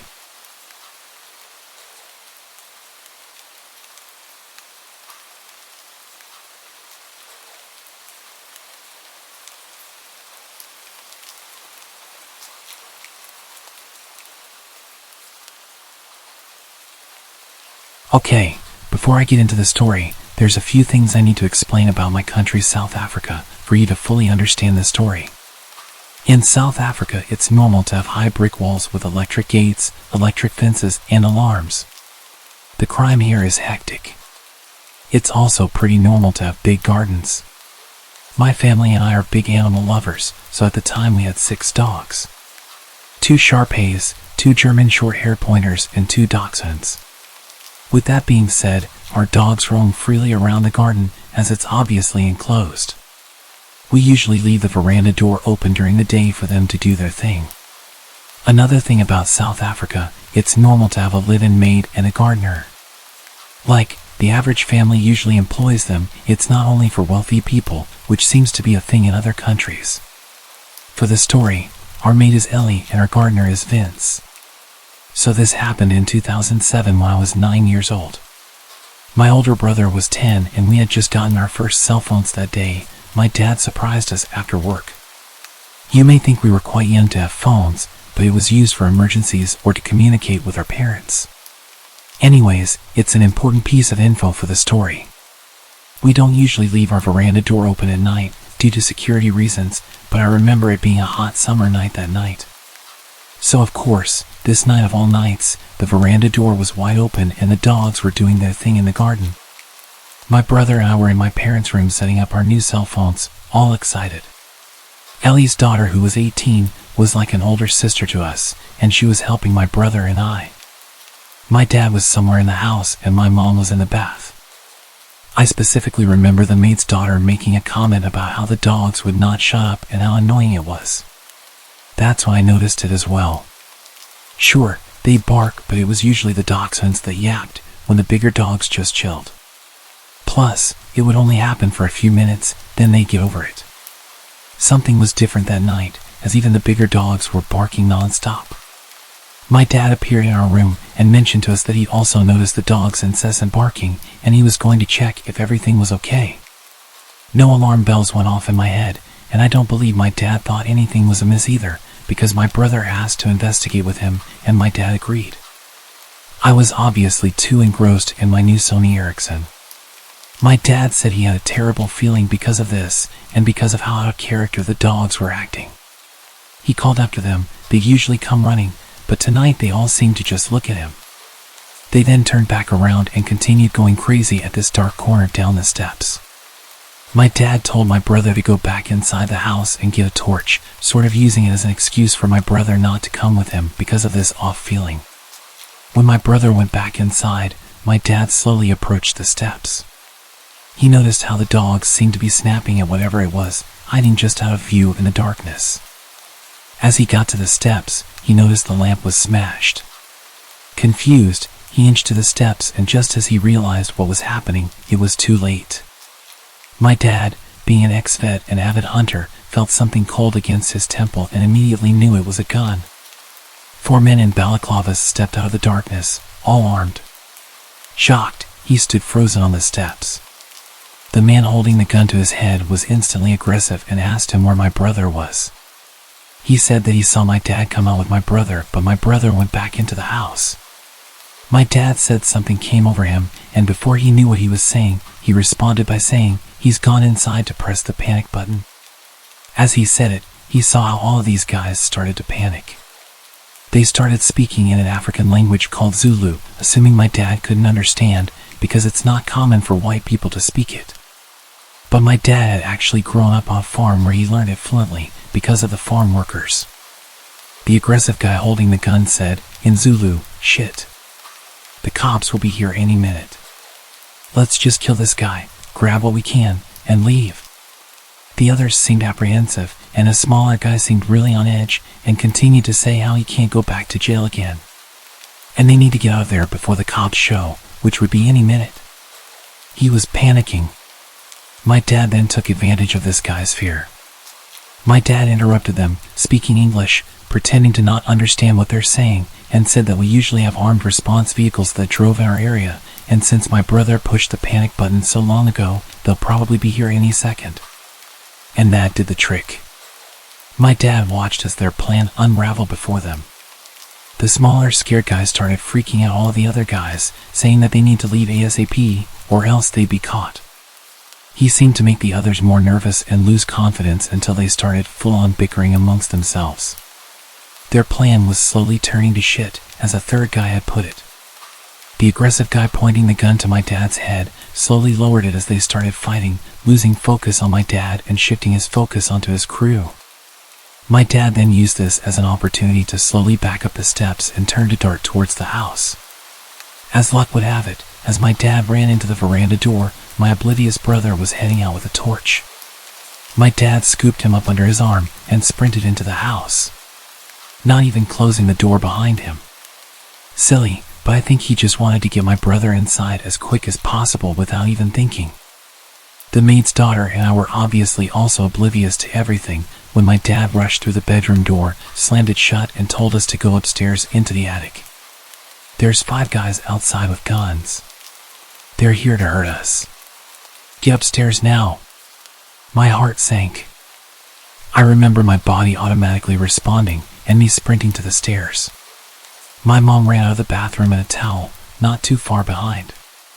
We sat there in the darkness and silence. I swear you could hear a pin drop. I think we were all just waiting to hear something below us in the rooms. My mom cursed, saying she didn't have a phone, and neither did my dad. But as luck would have it, in my hand was my brand new Sony Ericsson. No better emergency to use it than now, right? My mom dials the police, and I kid you not, when they asked where we lived, they told us it wasn't in their jurisdiction. Sorry. Click. The line goes dead. We're now not only shitting ourselves, but we're flabbergasted. My mom starts cursing like a sailor again, and that's when my dad realizes, damn. He didn't close the veranda door, and what about Ellie and Vince, who are in their rooms, blissfully unaware of the danger they're in? He gets his firearm in the safe in the attic and tells us that whatever we hear, to not come downstairs. To stay hidden no matter what. Now I'm sobbing, begging my dad not to leave us, but he tells us he has to go get the others before something bad happens to them. Now there's even more tears, as reality hits that there's 2 other people still in danger.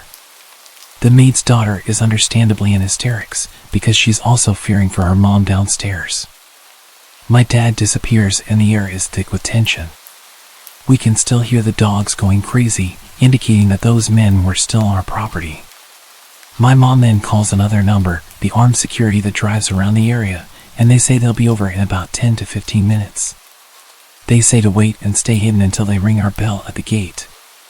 We all wait in silence, fearing that we'll hear a gunshot or anything indicating these men are in our house.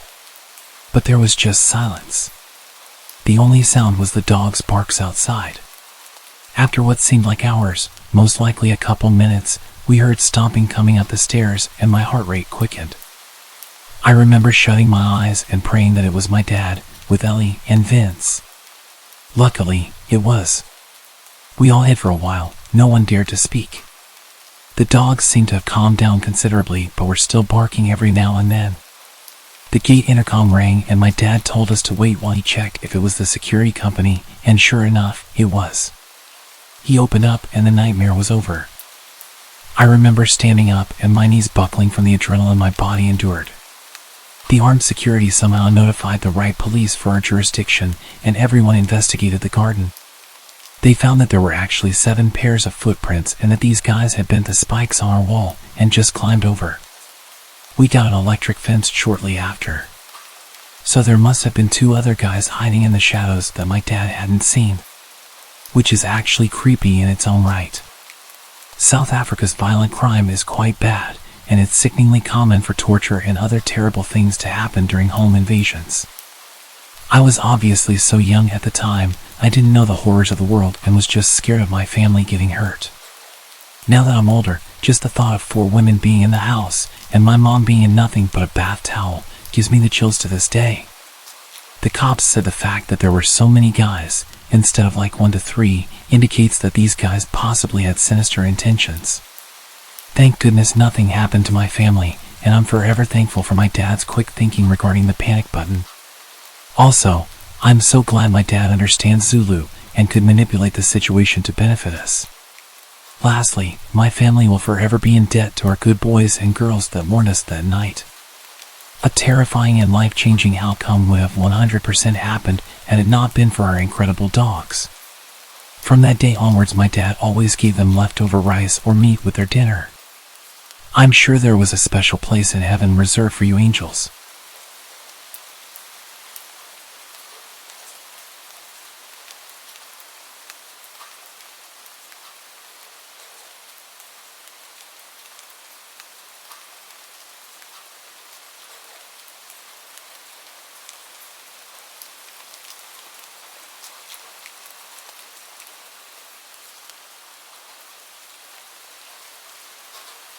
About a year ago, I embarked on a long road trip to New Mexico with a friend.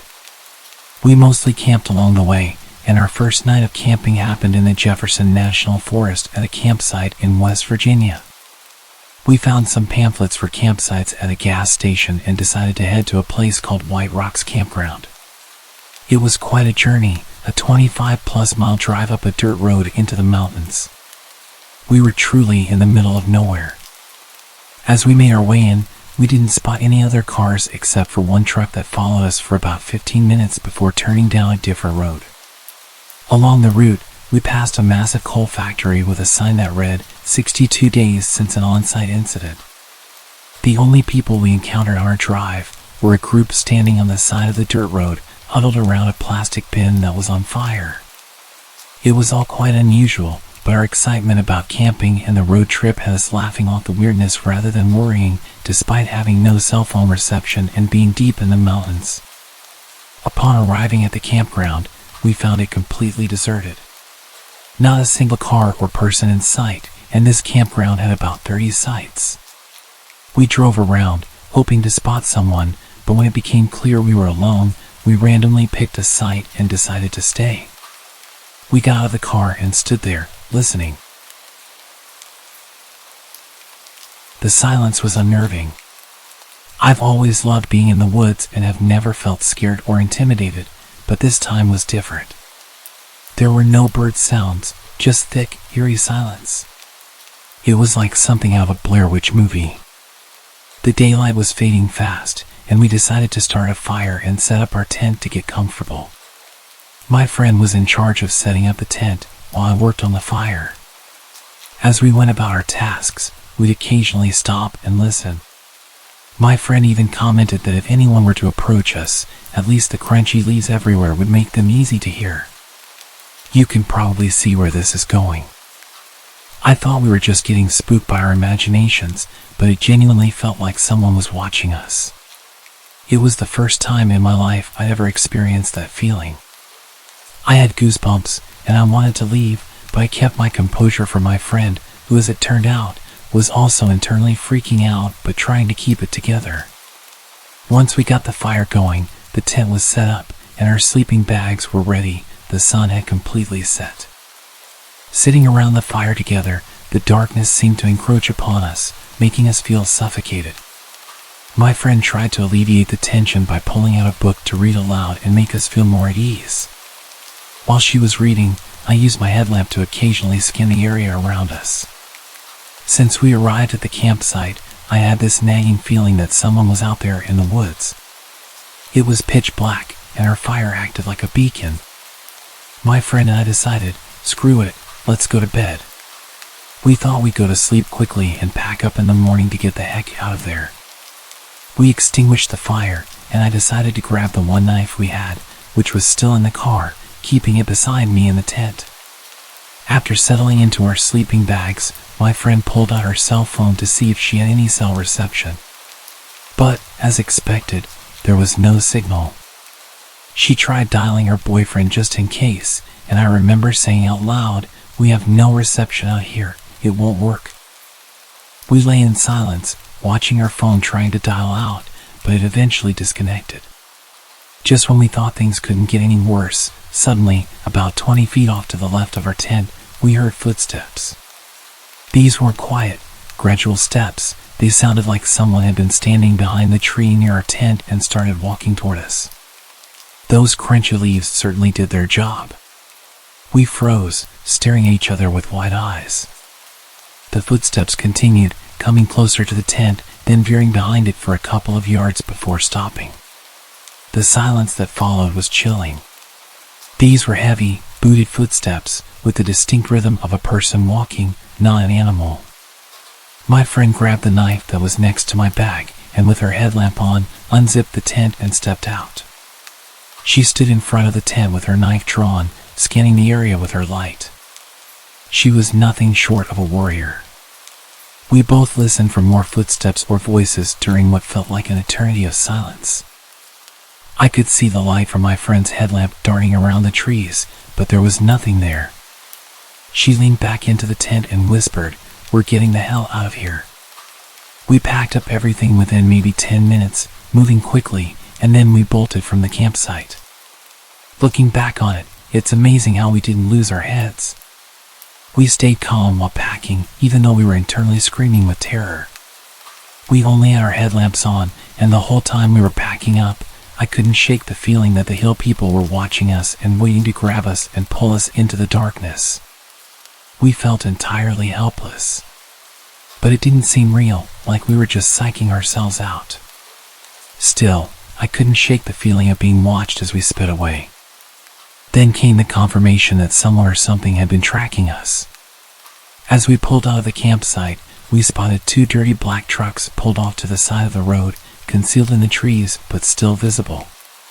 They had definitely not been there when we arrived earlier. The nearest residential homes were about 15 miles away. We didn't see anyone around the trucks, but we didn't stop to look. We reached a motel and stayed there for the night. We shared our story with the motel owner, who was incredibly kind and comforting. He even gave us some cash for another motel if we needed it. I made a promise to that man that I would give him a stellar review. I'll remember every detail of that night for the rest of my life. The unsettling feeling of being watched, the sudden footsteps so close to our tent, and the ominous black trucks by the road.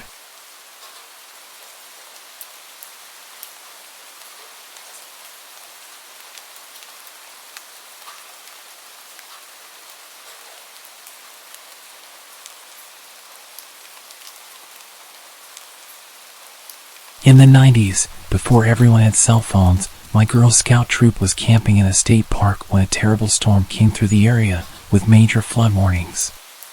The rangers at the park frantically came through every campsite and evacuated everyone to higher ground. Everyone, that is, except my group and the Boy Scouts in the site next to us. We went to bed with light rain, but woke in the middle of the night to our tents collapsing from the water quickly rising. The Boy Scouts, they were 12 to 16 years old, we were between 7 and 9, helped us quickly pack our site into our cars. Unfortunately, the roads were too dangerous to drive because we couldn't see how deep the water was. And we didn't know if any sections of the road had washed out. We abandoned all the vehicles and used the map that the scout leaders had to find someplace that wouldn't be flooded. A few miles away there were treehouse cabins that were built around a tree and lofted 15 feet in the air. It was decided that we needed to move quickly, and that was our best shot. The older boys and the adults carried the smallest girls when it became clear that the wind was preventing them from staying on their feet. The wind and rain soaked everyone through to the skin. We made it to the cabins, and the adults broke in and raided the emergency supplies there for space blankets. There was no way to build a fire because there was no firewood. It had been especially dry this year, and starting campfires was forbidden due to risk of starting a forest fire. I remember shivering for hours, all of us girls in the middle of a huddle on the floor with the boys on the outside trying their best to keep us warm. One of the boys asked us if we knew any Girl Scout songs. We sang every song we knew, and the leaders taught us a few more that they had learned. At some point we convinced the boys to sing in rounds with us. The storm lasted through the night. Some girls started crying, and I remember one had a panic attack. The sound of the storm battering away at the cabin would send creaks all along throughout the space. The fact that we were essentially in a treehouse made the whole thing even more scary.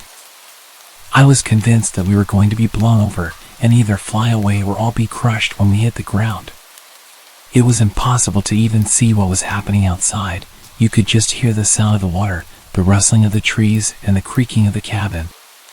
If we didn't die from the cold, we'd definitely die in the rushing water. The storm continued battering the cabin long throughout the night. Eventually, once we were a bit more dry, a bunch of us managed to fall asleep.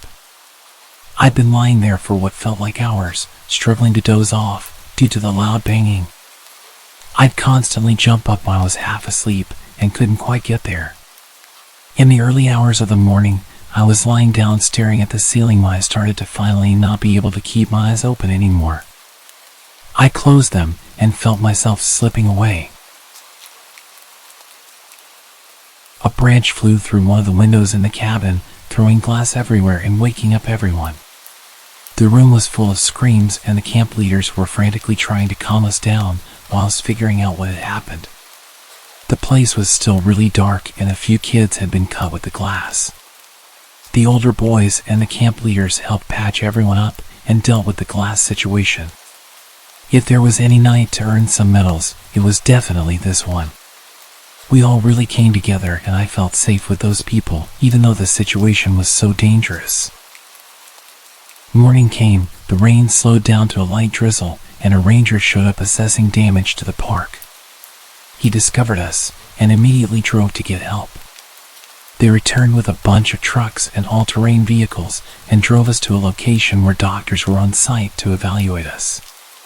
It was sheer luck that none of us had anything worse than the chills and a few cuts from the glass. It could have gone worse than it did, and we were unbelievably lucky to have survived at all.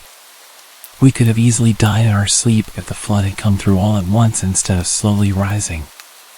If the Boy Scouts hadn't been there, then us small girls could not have made the hike to safety. If we had tried to drive, we would have been washed away.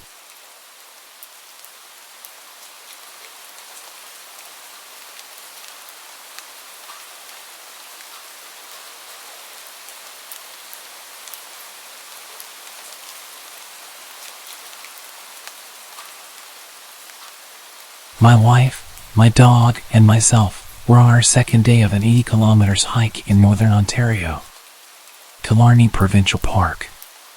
We set up camp on a point about 750 meters into a lake. One way onto the point and one way off the point. We were hearing wolves since about 9 p.m. We went to bed by about 10, and the howls were getting closer and closer. Then, one owl from right behind us on the trail down to the point. I got out of the tent and started making lots of noise trying to scare it off. This usually works for bears whom we have had lots of encounters with. I didn't see anything there and didn't hear anything either. I went back to bed and laid down, trying to act confident as to not upset my wife. Then when we both heard something outside of the tent, my dog was crazy quiet but shaking. I opened the tent to find a wolf staring at me from about 15 feet away. I grabbed the bear spray and took aim. I didn't use it, but I again started screaming at the wolf and took a few charges towards it. Again, this usually works when faced with a black bear if you have no escape. The wolf didn't really care that I was there yelling at it. It kind of hung out for a few seconds, then kind of very casually walked into the tree line just far enough that I couldn't see it anymore. I built a fire between the tent and the bush, sat up all night, and kept my headlamp on all night. Had to listen to 3 or 4 wolves howl to each other the whole time, about every 20 minutes. They were very close. One, I would estimate to be within 50 yards. I was sure they were going to come and grab my dog. At about 6 a.m., a bunch of them started howling all together, way more than during the night, but it sounded like 8 to 10 wolves. We waited until about 8 a.m., then packed up and got the hell out of there. We were 36 kilometers deep. Took us 2 days to hike in, but we hiked out in 6.5 hours. About 1.5 hours into our hike out, the wolves started howling behind us again. They were following us out. On the way back, we saw a bear with 2 cubs. This would usually concern us a bit, but we were just like, get the hell out of my way. My wife lost all her toenails from the hike. And my poor dog got some serious anxiety about being in the tent.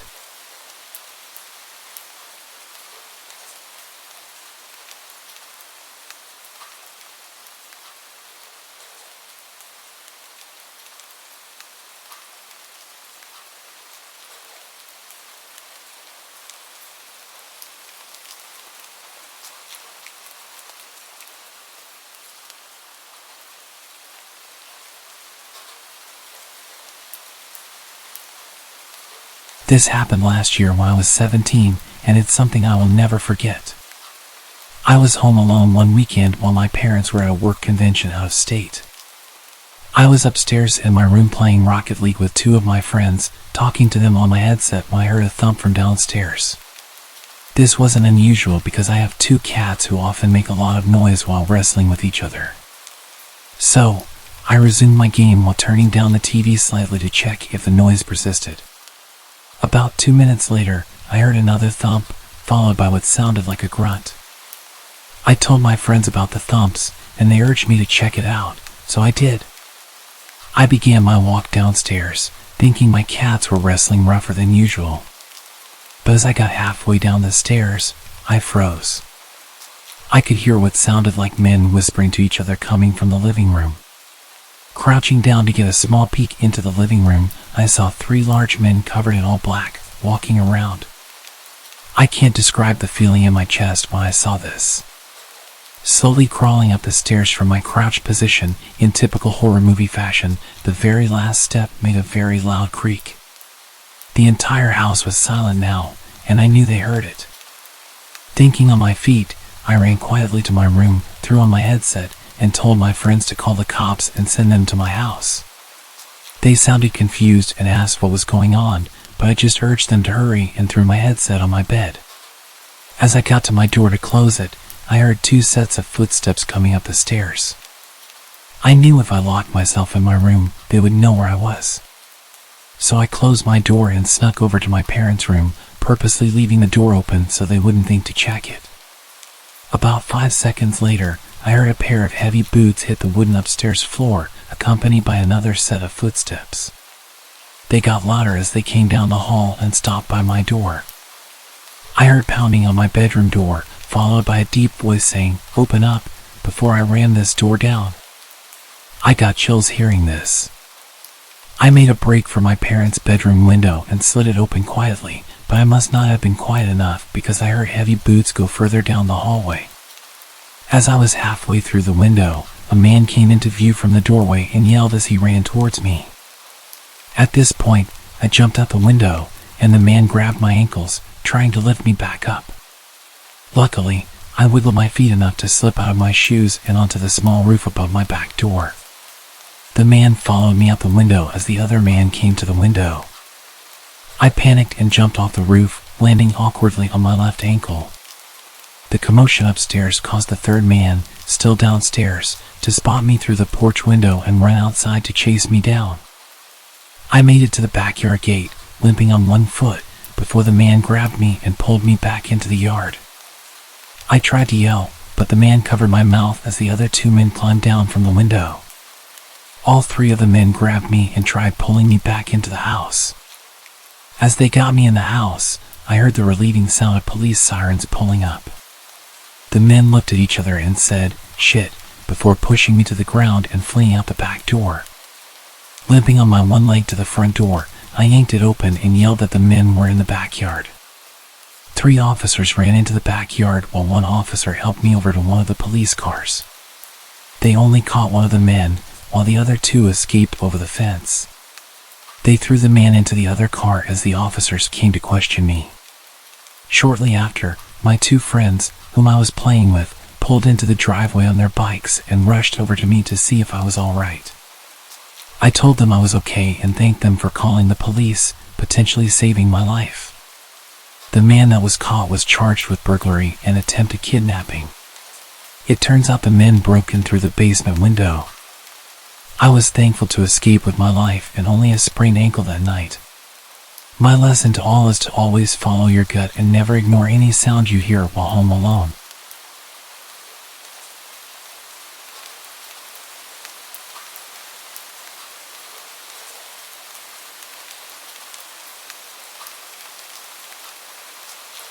My roommate was out of the house for the week, so I had the place to myself. It was spring break, so my college classes were out. I had no plans and really nothing I needed to do. On Monday, I was basically trapped inside due to a huge storm blowing through our city. This was common around this time of year, but it still always seemed worse every time. The trees looked like they were going to blow away, and the house would shake and creak non-stop. Knowing I wouldn't be able to sleep, I decided to just stay up. I turned on the Xbox and started up one of my video games and played for well over an hour, probably until 11 o'clock when the doorbell rang. I paused the game and got up, but then I remembered the fact there was a storm happening. Who would be outside right now? I went over to the front door and looked through the peephole, but nothing. I opened the door. The wind and rain hit me right away, but when I looked around, I didn't see anyone. I closed the door and thought maybe the wind had somehow rung the doorbell. I don't know, it sounds dumb now, but what was I supposed to think? I went back to my game, but only a couple minutes later, I heard a huge crash in the backyard. It sounded like stuff tumbling over and breaking. I immediately knew it was our patio furniture and ran over to the back door. Everything was scattered around the yard, blowing around in the wind. I quickly put on my shoes and went outside, pushing each piece of furniture up against the back of the house. The wind was so heavy it would even hurt sometimes when the water would hit my face. I was rushing, going as fast as I could until I saw someone. They were standing at the edge of the backyard, watching me. I looked back at them for a moment, but then grabbed the last piece of furniture and ran inside to escape the rain. I looked at the back door as I dried off, but the person was gone. Between that and the doorbell ringing, I was a little bit nervous. I sat in the living room this time, just scrolling on my phone because I was tired of being interrupted. After a while, I struggled to keep my eyes open. I got a blanket and laid down on the couch. I didn't feel like going upstairs, and the storm was much louder up there. It took a while, but eventually, I drifted off to sleep. A few hours later, still well into the night, I woke up from a sudden burst of heavy wind outside shaking the house. I pulled the blanket to the side and sat up, moving my feet to the floor as I prepared to go check if the furniture outside was still there. But just when my feet touched the floor, they were soaked. It woke me up immediately. I looked down and saw a puddle on the ground right next to the couch. Then I saw another and another, leading in a line across the floor. Inside the puddles were faint muddy shoe prints. I stood up and ran to the corner of the room, heart beating rapidly in my chest. After a minute of hearing nothing but the wind outside, I slowly followed the shoe prints. They led all throughout the house, upstairs and downstairs, but I could clearly tell that they entered through the back door, which I had stupidly forgotten to lock in the rush of getting out of the rain. I locked it and pulled my phone out to call 911, but then the thought crept into my mind, what if they're still inside? I stayed quiet and moved into the corner of the house where I felt the most hidden and called. I waited in silence for them to arrive. When they did, they took a look around, seeing everything I saw, but nothing more. They told me it seems like a personal attack because nothing was missing, and they were clearly focused on my house in particular. However, They walked right up to me while I was sleeping and seemingly did nothing but watch me, which is super creepy but doesn't make much sense. If they wanted to do something to me, they would have at that moment. After some thought, this had led me to believe that whoever it was had actually come from my roommates. They saw me, then looked around the whole house, and then left, doing absolutely nothing. So if this was a personal attack and my roommate was there, I think things may have gone a lot worse than they had.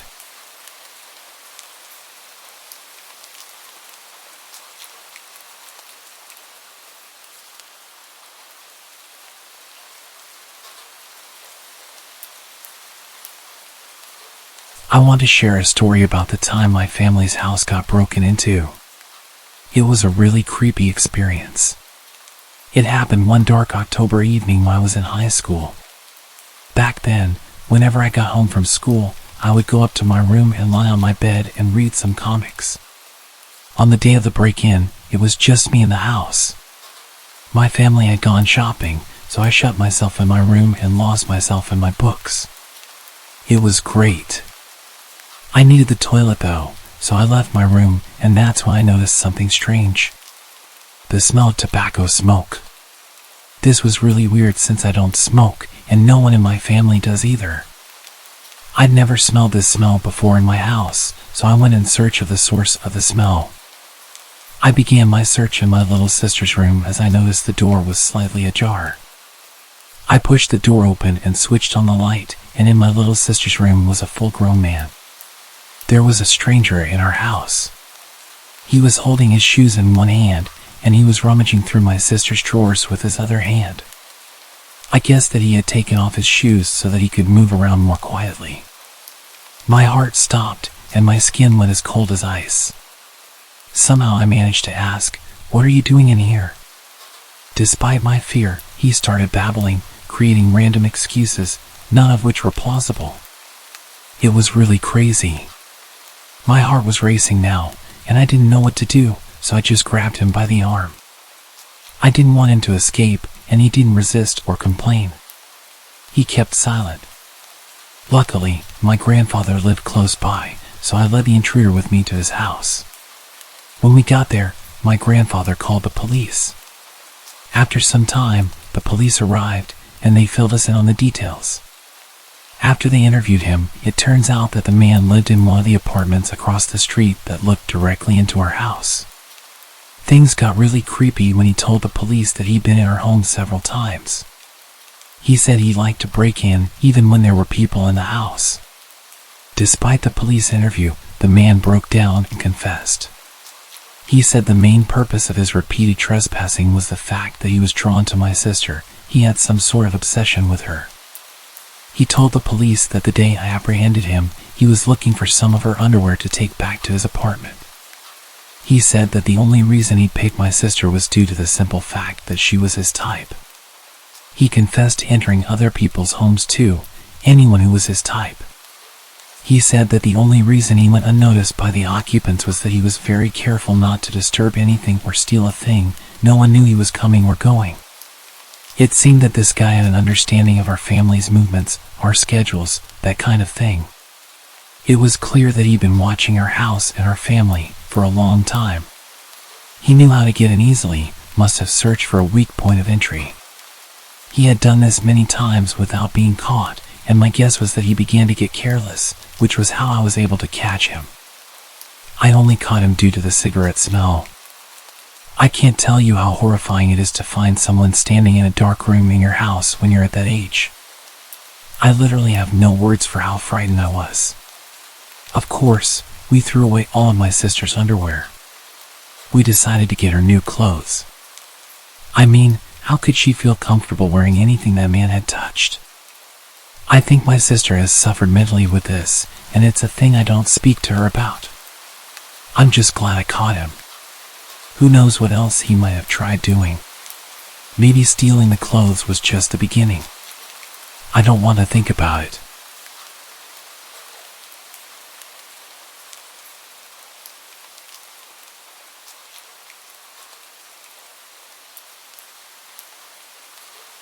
This happened yesterday while both of my parents were at work.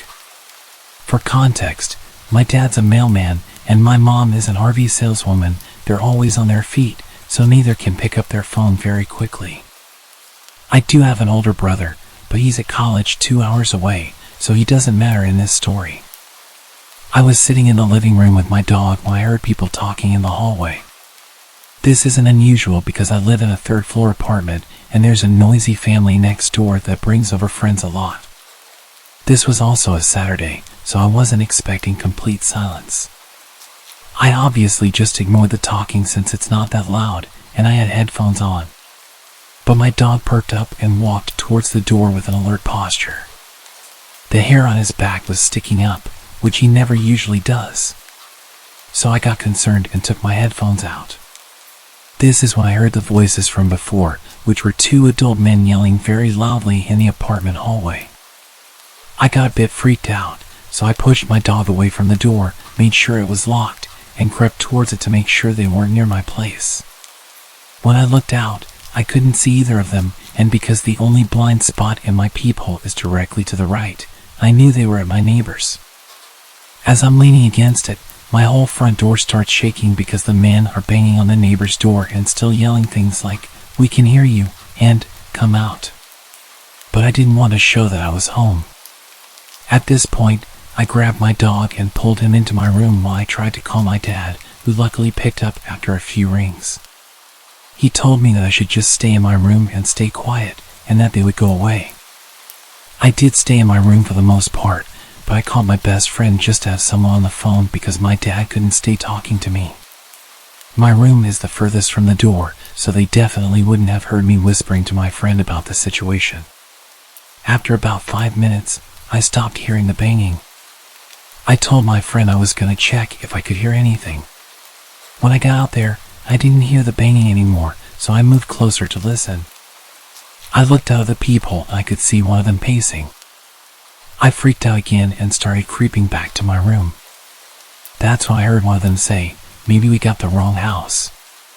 This threw me into a full-blown panic attack. Since my identical apartment door is 5 feet away from my neighbor's and all the others are down a hallway, if they didn't even know the exact number and they obviously weren't scared to bang on an apartment door so aggressively, they would probably come to my door.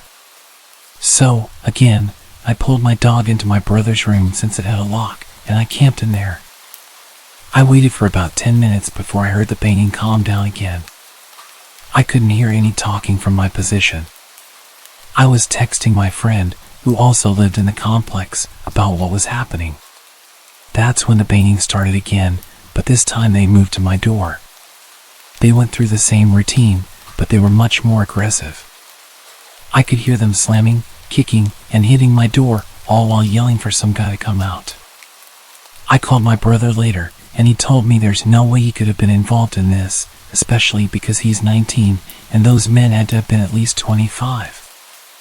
I called my dad again, and in his panic, he told me to go out of the room and tell them there's no guys in the apartment, that I'm just a girl. But I just told him I'm gonna call the cops. I know they weren't just looking to break down a door, and that they were targeting this guy who did them dirty. But I still didn't want to go out there because one, even if they're looking for someone else, I don't know if they have weapons, and in their enraged state, they might just cause harm. But they still have the info on me, which leads me to number 2. I'm a high school freshman girl, 5'4", and less than 100 pounds. Quite frankly, I have no fight in me. For example, I'm terrified of knives, so I brought a bowling pin from my room for protection instead. Plus, I was in the middle of a panic attack. I stood no chance against 2 adult men at my door, so letting them know I'm a teen girl home alone isn't the best idea. I sat next to my locked bedroom door with my dog as I called the cops. I tried to keep him quiet this whole time, but I didn't want to be suspicious during this situation. I made sure not to talk to my friend while I was out of the room to keep quiet and tiptoe everywhere so they didn't know anyone was home besides the dog.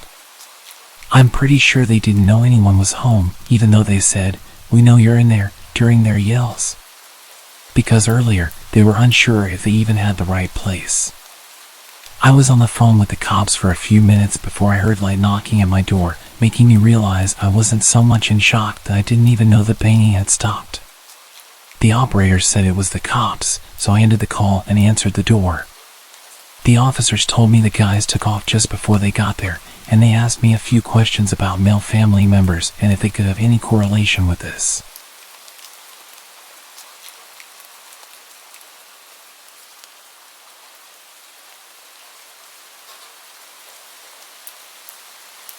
When I was 19, I was a Marine and had stupidly used my military perks to get a home loan and bought my first house. I moved a barracks room worth of stuff into this place that seemed to me like a palace. Of course, I went out and bought some bar stools, a futon to sleep on until I got a bed, and some used coffee tables for my TV. I also had my dog with me. As I unpacked my meager belongings in the living room, I noticed a car had pulled into my drive and blocked me in. I walked out, and there stood a man offering to sell me a home security system. The man was dressed in khakis and a polo with a name tag that I can't recall, and the car didn't have a logo on it. It should have been a red flag for me, but I figured that some people on the job didn't drive company vehicles. He gave me his card, but I don't even remember the name of the company he told me he was representing. Cue the friendly salesman, giving me his pitch about needing a system and all the perks that would come with being able to watch the exterior of my house at any time.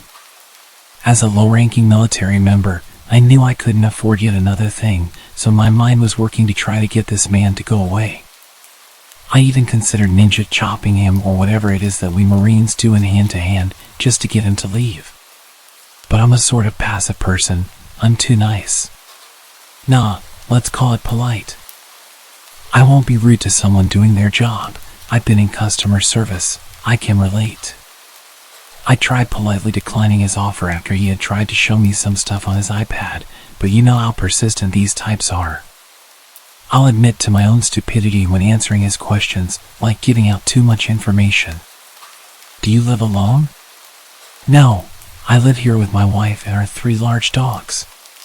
At least I added in the large part. Her and her dogs hadn't actually moved in yet, and hers were just fat, though they were more vicious than my own good boy. But 2 women living together probably seemed like easier targets. I also mentioned being a Marine when he asked. He seemed a bit shocked, but wouldn't be deterred. What kind of security system do you have? My dogs and me. Not the best answer I could have given. I wasn't exactly intimidating. I mean, I would be terrifying if I had a gun or something. I've been using them all my life, and I've never missed a target, alive or inanimate. If you would invite me in, I can show you the best places to set up cameras, he mentioned more than a few times. Each time made me more and more creeped out, thinking that he was wanting to potentially rob me, not that there was much to take. Despite being a victim of assault in the past, all I could consider was a possible burglary and made sure we stayed away from my house while we talked. We were outside for about 15 minutes total, me spending most of that time trying to politely get away from him and retreat inside. I was losing my mind with the social niceties and just walked away, leaving him standing alone in my front yard. I walked into my house and locked the door. He got into his car and left. I thought nothing more of it. After some unpacking, I couldn't do much. I had nowhere to put most of it. I ate some junk food and put together the futon. I got it all decked out with my fluffiest blankets, made sure the doors and windows were locked, and went to lay down in the living room. Looking back, I'm not sure why I didn't put it in a bedroom. They all have blinds, and the rooms take a bit of getting to. Perhaps I wanted to be near an exit. For some context, my back door is a double glass pane door. At the time, I didn't have curtains on it, but I did have blinds on the kitchen window. My kitchen, living room, and dining room are all connected, but there's a wall in the living room that I strategically situated my futon against so it couldn't be seen by the back doors or the front door window. Call me paranoid. I had been laying down for a few hours, and at about 11, my dog got off the futon and went to the back doors. My dog is large and looks like a Rottweiler, but he's never hurt anything in his life. He'll greet strangers at the door with a tail wag and hardly barks. He stood back there for a bit and whined a few times. I ignored him. It was probably a squirrel. But then he started growling, a sound that I'll never forget. It sent terror straight through me as I sat alone in the dark. I had only ever felt that fear once, when a mountain lion screamed, and I realized I was powerless against nature. The point is, these sounds are designed to scare you. And it petrified me. I was frozen and wanted to whip out, to hide, to call the cops, but I realized if someone was out there, they'd for sure see my phone light and know where I was. So while my dog stayed stationed at the back door, I talked myself up just enough to move off the couch and investigate, still scared out of my mind. I slunk to the kitchen and grabbed a kitchen knife, one of the only utensils I had, and crept to the kitchen window. I was squatting amongst the cabinets so that I couldn't be seen from any windows, trying to gear up to peel back the blinds. My brain was telling me irrational things, horror stories that I had read come to life. To be real, I was ready to punk out. I'm not a brave person. I was in communications for God's sake. Pretty far from any life-threatening situation, while not one that involves people at my house. In the one space that I should consider safe. My hideout, my protection from anything outside wanting in. I've always been afraid of home invasion. It stems from an incident when I was younger that isn't really worth mentioning further. Point is, if someone dares enter my safe place, it's not safe anymore. I thought I couldn't get more scared in that moment, but then I saw a male figure in my backyard, and my heart jumped out of my chest.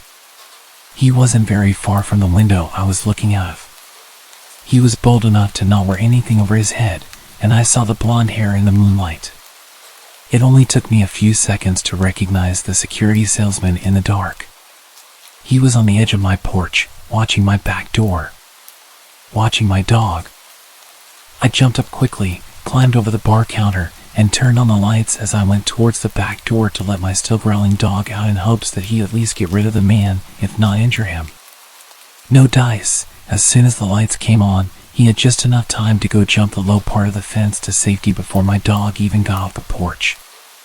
I didn't sleep that night. My dog sat on the futon with me, calm as could be, having done his job. The next morning, I filed a police report, but I couldn't tell them his name or what company he was with, having lost the car he gave me. They sent some patrols through the area, and I found out that all legit salesmen should have an ID upon request. That night, I had 2 friends stay with me, ready for him to come back. We thought he might have set the whole thing up to scare me into buying home security. He didn't come back. And I haven't seen him since.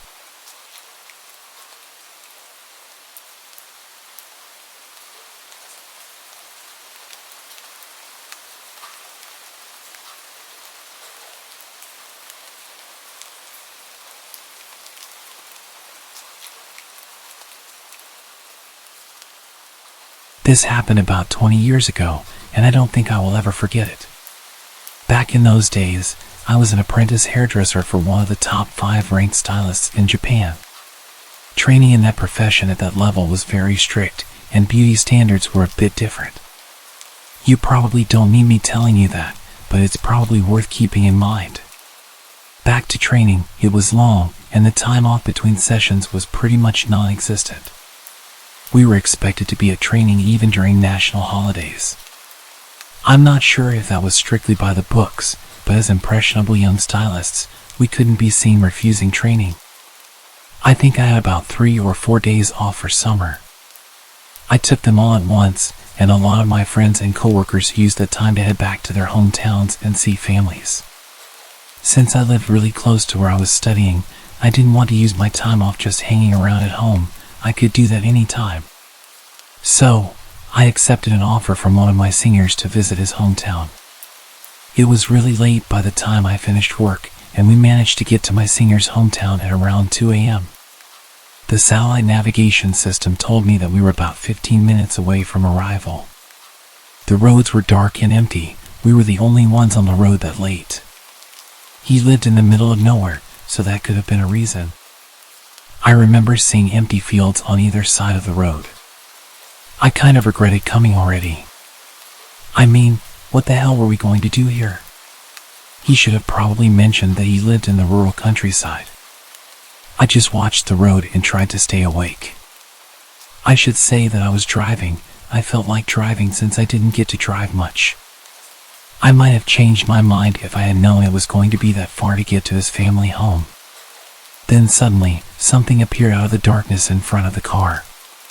A woman with no clothes came running down the opposite lane of the road towards us. I slammed on the brakes because I thought that I just witnessed the paranormal. She ran past us. I looked in the rearview mirror to see a woman between the ages of about 18 to 20 years old. She kept running, then she turned around and ran towards our car. I looked at my friend, and he had a look of disbelief on his face, and I guessed that I didn't have that much of a different look. I think the reality of the situation was we both didn't know what to do. I said to him, "Is that a ghost?" "I don't know. Shall we just keep going?" he replied. We slowly pulled away. I was very skeptical because I thought she looked so real. I made sure I kept to a low speed, and I kept checking the mirrors. The woman got closer, and I stopped the car and said to him, "That's not a ghost. Come on, we have to stop and see if she's okay." He agreed and said he would call out to her. It was so creepy to see someone running around in the middle of nowhere, even creepier if you haven't been to that place before. She kept on running past our car, so I tried to match her speed as my friend rolled down the window and tried to speak to her. "Hey, you shouldn't be running around on the roads like that, this late at night. Maybe you should head home," he said something like that. It wasn't very well put together or that sympathetic, I remember that much. She didn't even turn to face the car, she just said, "Hey, don't worry, I'm fine." It feels so good. I could see her a little closer now and guessed her age to be around 18 or 19 years old. "Why are you like this? Have you been kidnapped? Has someone done something to you? It's really dangerous to be out here with no clothes and alone. We have to get you home," I said to her. She stopped running and looked down at the floor as if in thought, and then replied, "I ran away from home. I don't even know where home is." I noticed at that point that she was actually wearing socks and shoes, so at least her feet weren't too bad.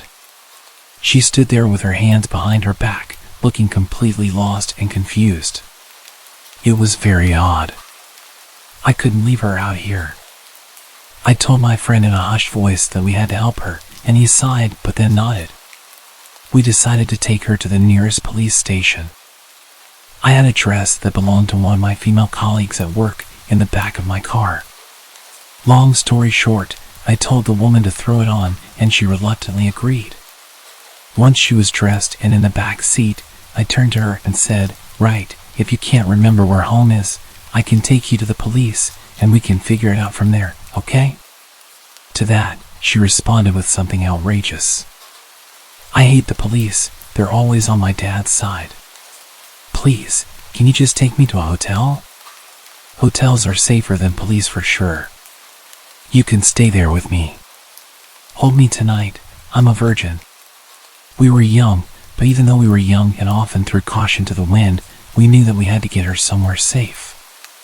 It's a scary world out there. If she said that to another pair of guys like us in the next car that came along, well, I don't even want to think about it. We told her that wasn't going to happen. She didn't say anything for a while, but then she handed me a piece of paper. I don't know where she got it from, but it had a name, a number, and the address of a hospital.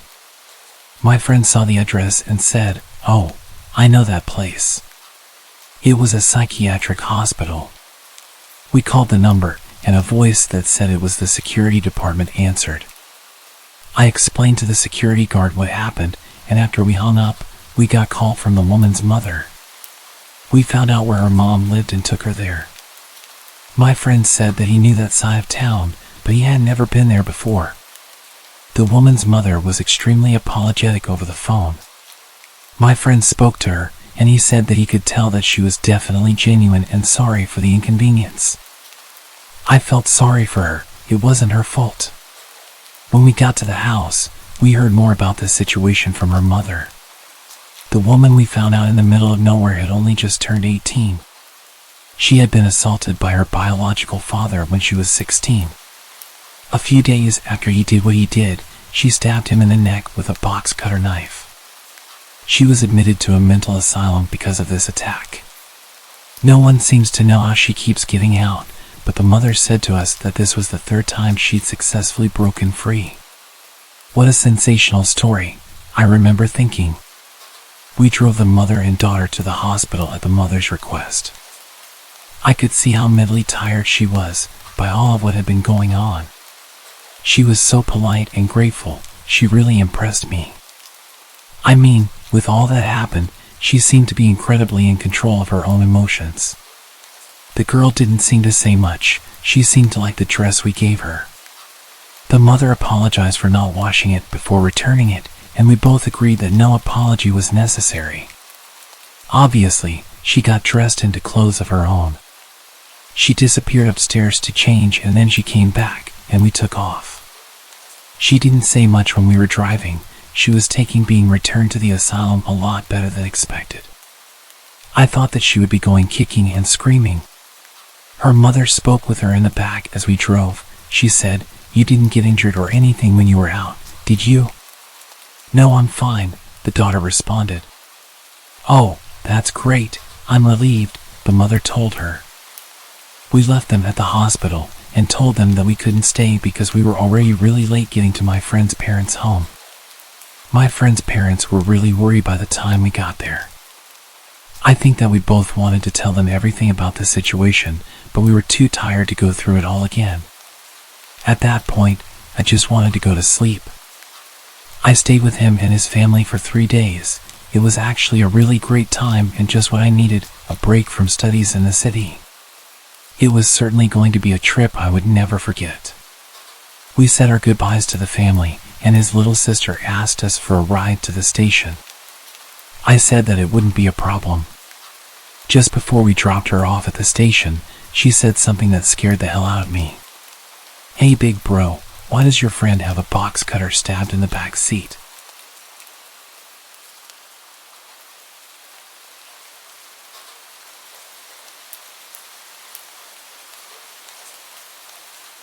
So, a quick backstory. I used to live in a very small town, predominantly safe for kids, with only some drug issues. My house was located in a small upscale part of the town. Most people who lived there were families. A small pond with lots of greenery in the neighborhood was about a 5-minute walk from my house. To get to the pond, you had to go down a grass hill. Neighborhood kids, including myself, would always go down to the pond for hours to catch frogs, skip rocks, and enjoy nature. Now, on to the story. On this particular day, it was raining and pretty cold, so there were no other kids at the pond. My best friend, her brother, who was 1 year older than us, and myself, decided to head down to the pond for a bit. After about half an hour, we saw a minivan pull up at the top of the hill. We thought nothing of it, assuming it was probably someone stopping at the neighborhood mailbox. A man, probably in his 60s, got out. In our small town, everyone knew everyone, or at least recognized each other. I found it strange that I had never seen this man before in town or the neighborhood. He just stared at the three of us for what seemed like forever.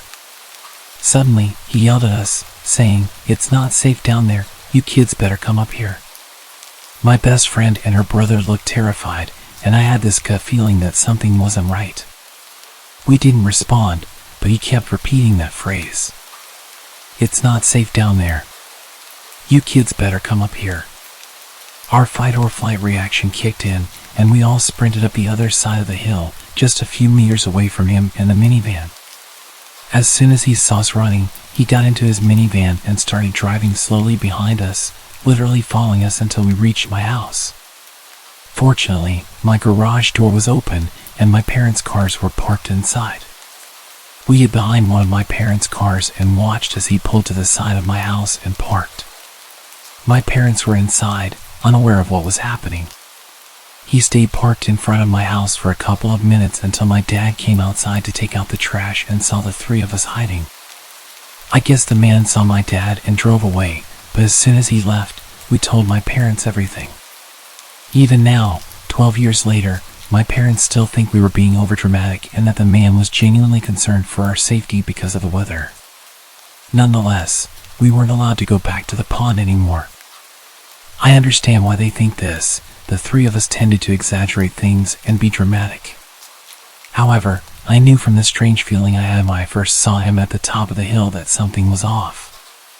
To this day, I still believe he was planning something, but maybe it was just my childish imagination.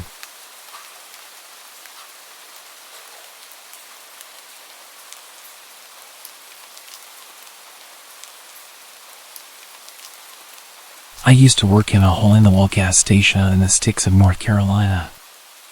I was freshly 18, had a new car, a rundown Chevy, but it got me from point A to point B, and was newly promoted to assistant manager, so I was working many late nights by myself. Truthfully, I loved working alone. My boss was super laid back, and his philosophy was, as long as the work gets done, do whatever you please. We even had a shotgun behind the counter, which he taught me to shoot on my first day there. So even though I would be there late, I always felt safe. On this particular night, it was extremely dead, so with my boss's permission, I closed the store early and hopped in my car. It was probably 11:30 to 12 a.m. at this point. Other than being able to get out of work early, this was my usual routine.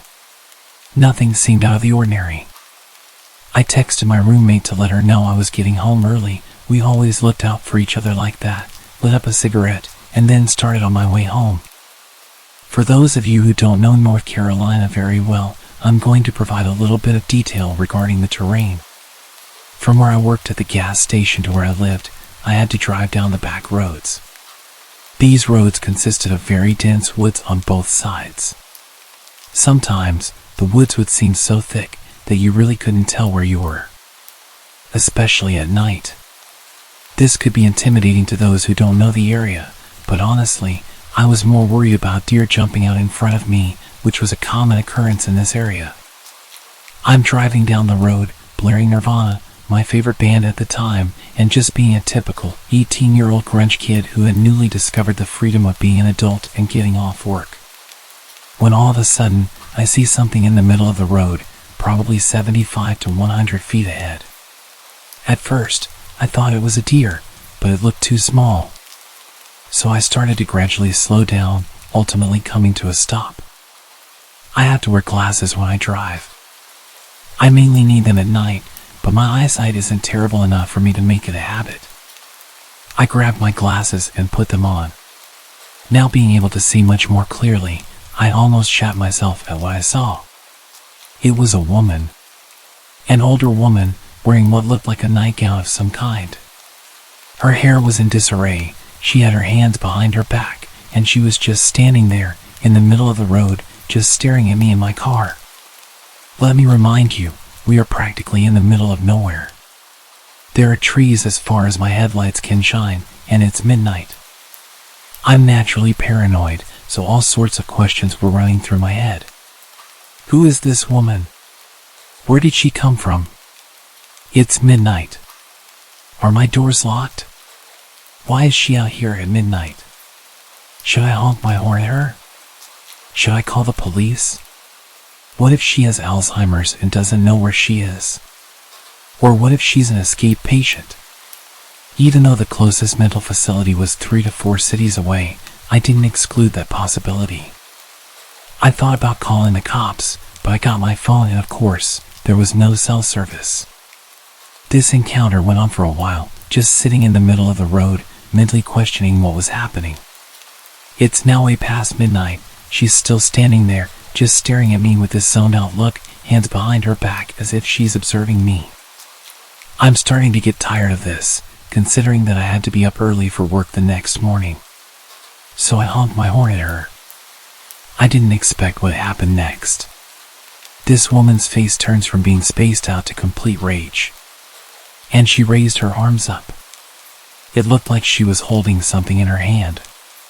She lets out this horrid animalistic scream and charges at my car. As she ran closer, I realized she was holding something sharp. It looked like a kitchen knife or a piece of jagged glass. During this moment of horror, I had a brief flashback to my stepdad giving me advice when I first got my license. If an animal ever runs out in front of you, turn it into a speed bump, I love animals, so I couldn't bear to hear that. But this time, I was taking my stepdad's advice.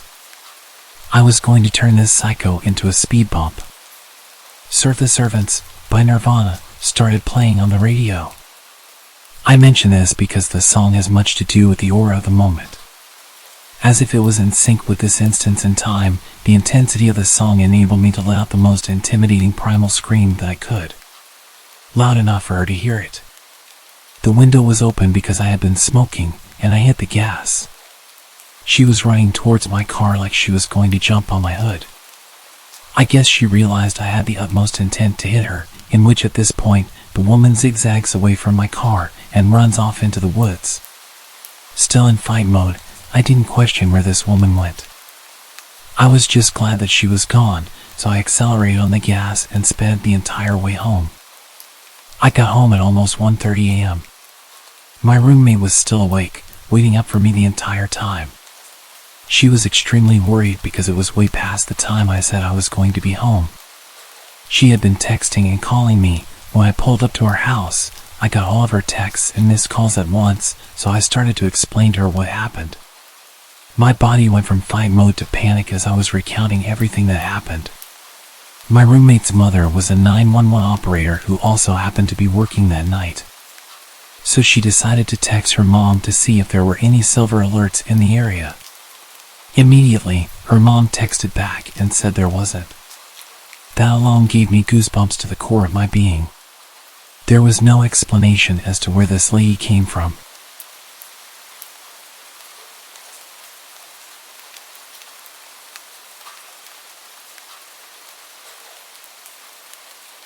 I used to work in a residential care facility, and for a number of years, I worked with a woman named Kajiri. She was generally okay to work with, but she could be intense. The sort of joking flirtation that often found its way into high-pressure environments was common throughout the whole team, but when she directed it at me, it didn't seem so jokey.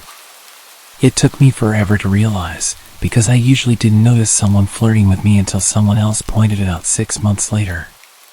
But when she started trying to give me jewelry and chocolate bouquets, I finally started to pick up on it. In between things being normal and actually maybe not really normal, there was a long escalation of text messages, comments that made me uncomfortable, personal space violations, dropping by my house uninvited, hanging around on my shift hours after hers had finished, unwanted touching, etc. As mentioned, I can be slow to catch on. Once I realized what was happening, I put as much distance between us as possible. I stopped answering calls and texts, locked down social media, spoke to other colleagues and had them running interference. A lot of interference, actually. At the time, it kind of became a joke, but looking back, it was all kinds of messed up. She even parked outside my house sometimes, and I'd sit in the back room with the light off so she'd think I wasn't home. After a couple of months of my disappearing woman act, she seemed to get the hint and backed right off. I was pleased. We all got on with our lives and lived happily ever after. Yeah, not quite. A few months after it died down, I heard through the grapevine that Kajiri seemed to have focused her attentions on another coworker, Linda. Linda and I had a close mutual friend, but didn't know each other well. I didn't think much other than good luck, you poor sucker. A few months later again, and I got a call out of the blue from a mutual friend. Without preamble, he asked, "Were you dating Kajiri?" No, I don't swing that way. I was shocked. He had been privy to all the awkward details of my experience with Kajiri and had helped run interference. He explained that he had been talking to Linda, and she'd asked about my relationship with Kajiri. The story that followed still sounds too fantastical to have actually happened in an actual sensible grown-up workplace. Kajiri had been catfishing her own best friend Amanda, posing as Linda. In a string of emails, fake Linda and Amanda had discussed Kajiri's drug problem, her abusive and dangerous ex, none other than yours truly. There was a story about fake Linda coming out to her family after her brother caught her in bed with Kajiri, and more. The jig was up when Linda got a second job, coincidentally with Amanda's husband, who mentioned how great it was to finally meet Kajiri's girlfriend. which was a complete shock to Linda when she learned about herself that she was no longer a straight woman and had a girlfriend. So essentially, Kajiri moved on from me, found a new target, started emailing Amanda from a fake account, pretending to be Linda. She told all these stories about being with Kajiri, about how I was an abusive ex, and how Linda was caught by her family being with a woman and all the drama that it caused. She made up a bunch of insane stories to justify her creepy obsessive fantasies and was telling them to Amanda and other people from a fake email to make it sound like the stories were from the fake girlfriend and Kajiri couldn't be accused of making it up. Here's some highlights of the stories Kajiri had been telling to Linda, her friends, and other coworkers I wasn't close to. She picked her audience very carefully. That Linda and I had physically fought at work over Kajiri. That I had an orgy in the staff office on a night shift with Kajiri and 2 male coworkers. That Kajiri and I had broken up after I cheated on her with another male coworker, not one of the orgy ones. I was really getting around apparently. That I would drug her against her will. That we had planned to have children using a sperm donor, but that I couldn't decide who would have the baby. This woman had been living out a full-on soap opera and using her coworkers and friends as characters. Linda and I reported her to management, and she was immediately suspended, pending investigation. She quit 2 days later. Unfortunately, HR decided they needed to continue their investigation of the allegation that I had an orgy at work, because that was totally plausible and not at all made up by a crazy woman. They put me through hell investigating this imaginary story about me and 2 men and another woman, even though the only men in our department are twice my age and happily married. It made me never want to trust HR again. I left that job a month later myself, and when I interviewed for my current job, she had interviewed half an hour before me, and they were looking to hire 2 people. She didn't get the job, but there have been 2 other openings since, and she applied for both of them. I'm terrified of meeting her again. It turned out she has a history of inpatient psych treatment for delusional behavior and was known to be obsessive about people she took a liking to. According to Facebook, her current girlfriend has a similar first name as me and shares more than a few physical similarities. She still knows where I live. So I'm pretty sure that the current situation is that she's still telling people that I'm her girlfriend, all while she's desperately applying for any job she can get at my new workplace.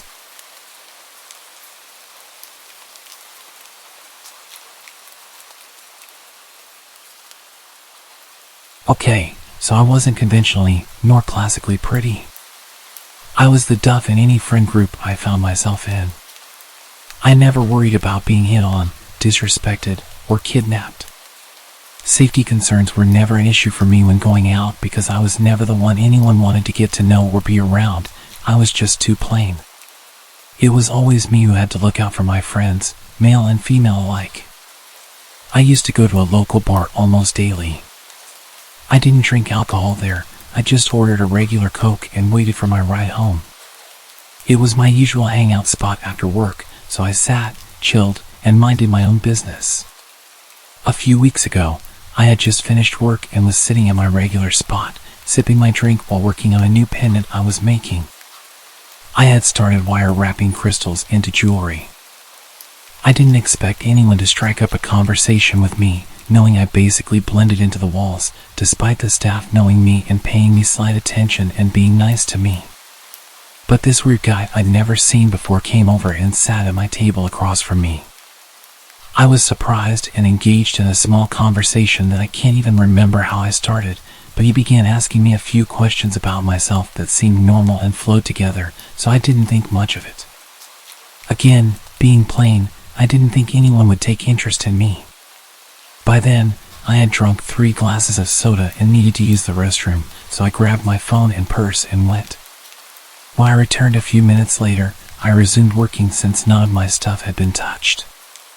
I called a waitress over, asked for a new drink, and she nodded. It had always been engraved in me that you never leave your drink unattended. If you do, either have it remade or leave it to the bartender. As the waitress was reaching for my old drink, which only had a few sips taken out of it, the guy got a bit agitated, saying I was being wasteful for ordering a new drink.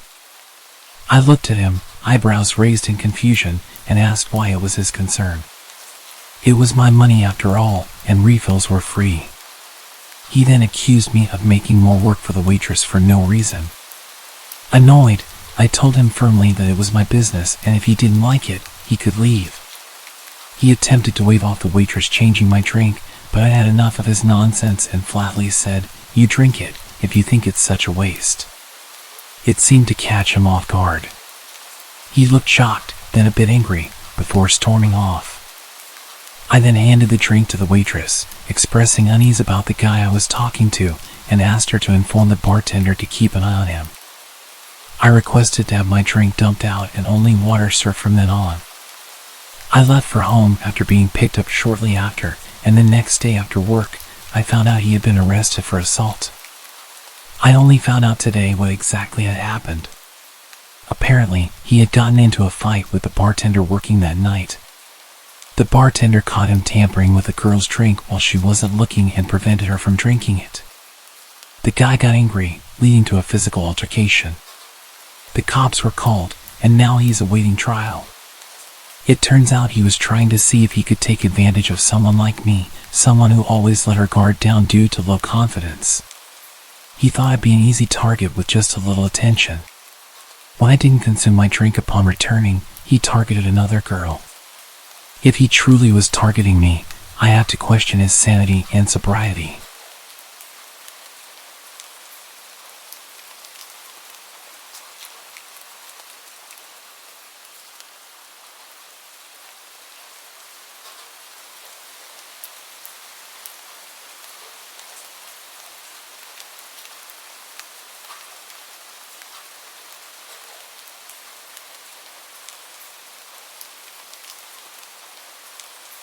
I've worked a few random jobs in my life. My first one was a summer job at 16 during summer break at a dairy farm.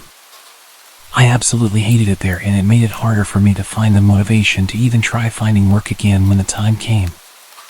I don't really remember how I was first referred to the job, but the following summer, I ended up working as an office assistant for a self-employed photographer. My parents knew her because she used to be a member of their church, and my sister attended her 4-H program when she had it. By that time, her health had begun to take a hit, as she claimed it was a mixture of things from chronic Lyme to fibromyalgia. I had also been warned by my parents that she was a little off. She was very religious and claimed to have had real encounters with demons, even participated in some exorcisms. I'm an atheist and a skeptic, so I never took her stories seriously. Aside from the weird things she would tell me, she was mostly harmless, and working for her was not very hard. The job basically required me to do a lot of data entry, as well as help prep her photos with some minor editing. She would also make me add her company watermark before uploading them.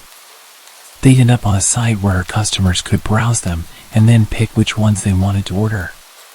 She primarily photographed horse events, dressage, stadium and cross-country jumping, etc. And for the first several months my job was in her living room, which was basically my office space at the time. Eventually, I was talked into tagging along at shows where she trained me as a photographer, and soon I was shooting at the events along with her. It was boring work, I won't lie. I'm not a horse person. But things didn't get weird until a year later when I learned the hard way it was not her that I needed to worry about. She had 2 sons. One who was out of state, the other who was in the Navy. The latter of the two, a guy called Nathan, I had only heard small things about. He was somewhere on the autism spectrum, but she was never clear on what exactly his diagnosis was. When he finally returned home and I met him for the first time while working in her living room, he seemed like a nice guy. A little odd, but not concerning. He was obsessed with movies, and being a bit of a movie buff myself, whenever he would venture to the living room to strike up a conversation, it would almost always be about whatever movies we were into or were excited to watch. I should point out here that I was 18 and he was in his mid-30s. At some point, he got it in his head that I was interested in him, though he never said anything directly to me. I had to find out about it from my parents. My mom worked as the secretary at the church, and Nathan somehow found out. I can only guess my boss had told him. One afternoon, Nathan showed up at my mom's desk and started gushing about his feelings.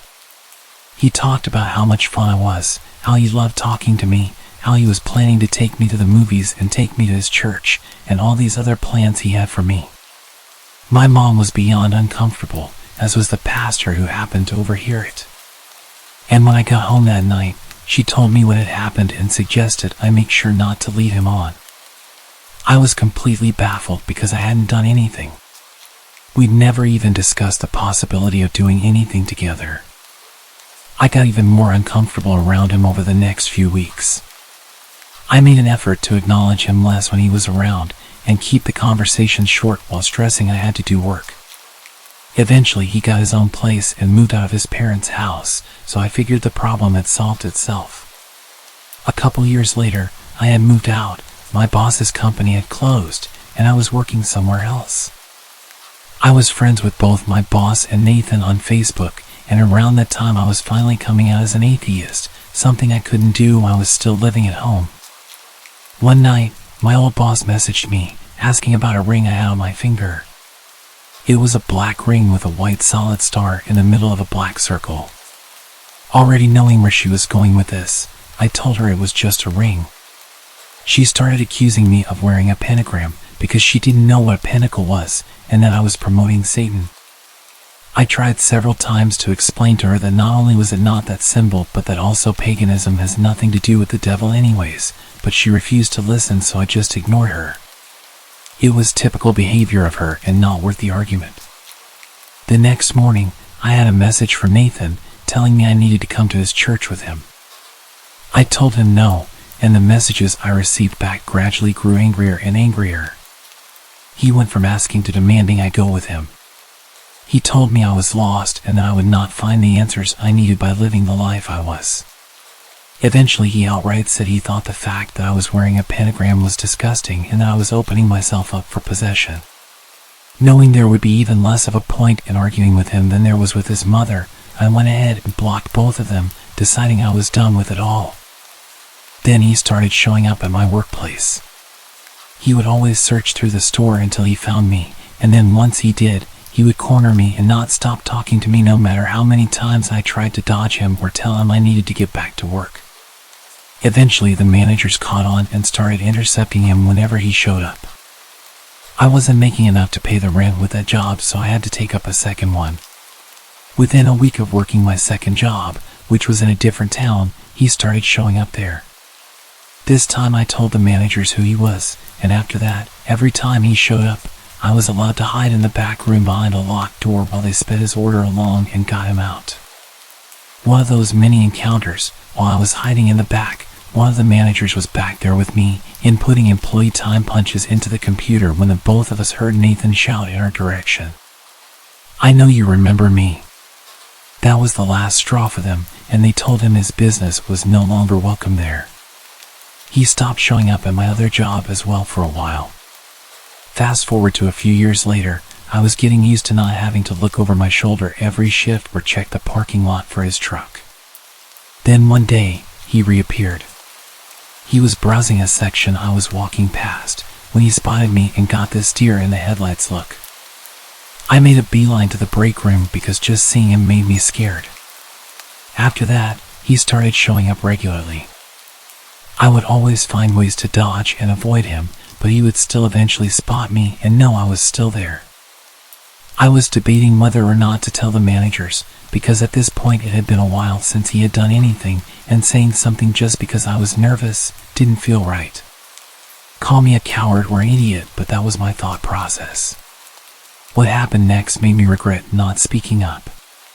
It was bound to happen eventually, but one night he managed to catch me while I was at the customer service desk. He approached me and said hi, and I immediately started to look for someone to signal over so I could make a break for it. But before I could say a word, he said something that made me feel sick. "How's your little girl doing?" "She's 3, right?" I looked at him, horrified. I had him completely blocked from all of my social media. I had his number blocked. I was living at a new address, and I had not seen or spoken to his mother since she confronted me about my ring. I had not told either of them I was a parent now, or that I was married, and I was not friends with anyone who knew them. "How's your husband doing?" "He's good. He's a good man," I said, trying to reinforce the idea that I was not available to him and that I had no desire to have anything to do with him. "Really? Where does he work?" At this point, I felt like I was going to pass out. Thankfully, another employee approached, and I got the hell out of there. As I was leaving, he called up behind me. "I'll see you again. We'll talk. We'll go out and do something together." "We will." I reported him to the managers, telling them everything about the encounter, including all the information that he should not have had. They were able to pull up his face on CCTV, and while I have not heard anything, I'm guessing one of them finally managed to approach him because I haven't seen him since. This has been going on for 10 years and I want it to finally be over. If he shows up again, I'm going to the police, but I'm seriously hoping it never comes to that. I just want him to stop.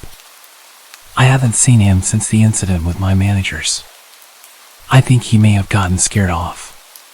Turned out one of my coworkers used to work with him too at a different job, and she also made a complaint about him to the managers.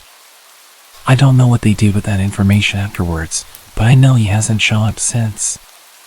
It sounds like they plan to call the cops if he sets foot in the store again. With 2 employee complaints of stalker-like behavior, they refuse to ignore that.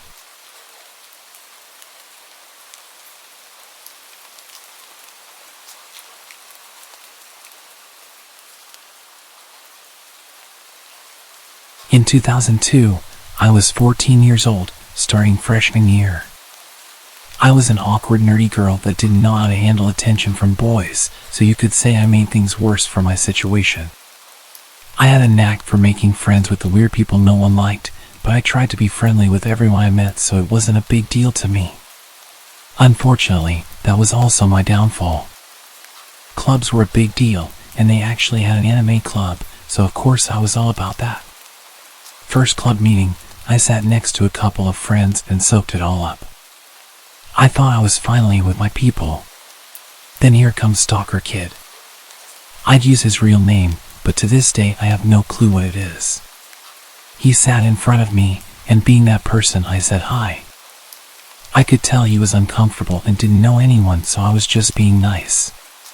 And boy, did this guy cling to me for that one word. At first, he would just find me during lunch and just stand there mumbling things to me.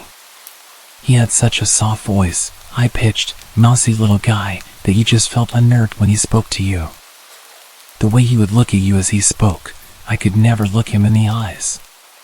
After a while, it became more asking about my personal life and what I was into.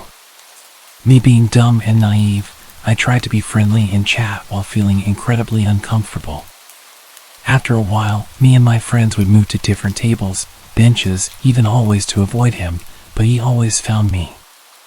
After about a year of this, my best friend finally told me that if I didn't tell him to F off, he would. I really didn't want him around anymore, so, sure, go ahead. So one day during lunch, here comes Stalker Kid with his signature greeting. Barely above a whisper. "Hey Nancy."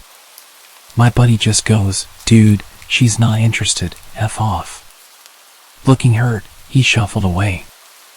I was like, man, you didn't have to be so hard on him, but thanks. I didn't see him much around school after that except for club days where he would just sit across the room and stare at me while my best friend glared at him. Cut to me being 16 and now driving to school. Minus the awkward club days, I didn't really notice anything from him. That is until an old gray beat-up car started parking next to me, extremely close.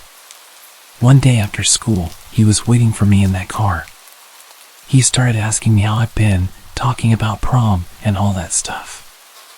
I was trying to rack my brain on how he knew that was my car, unless he had been watching me before and after school. I started getting there later and leaving later to avoid him, because he was like clockwork.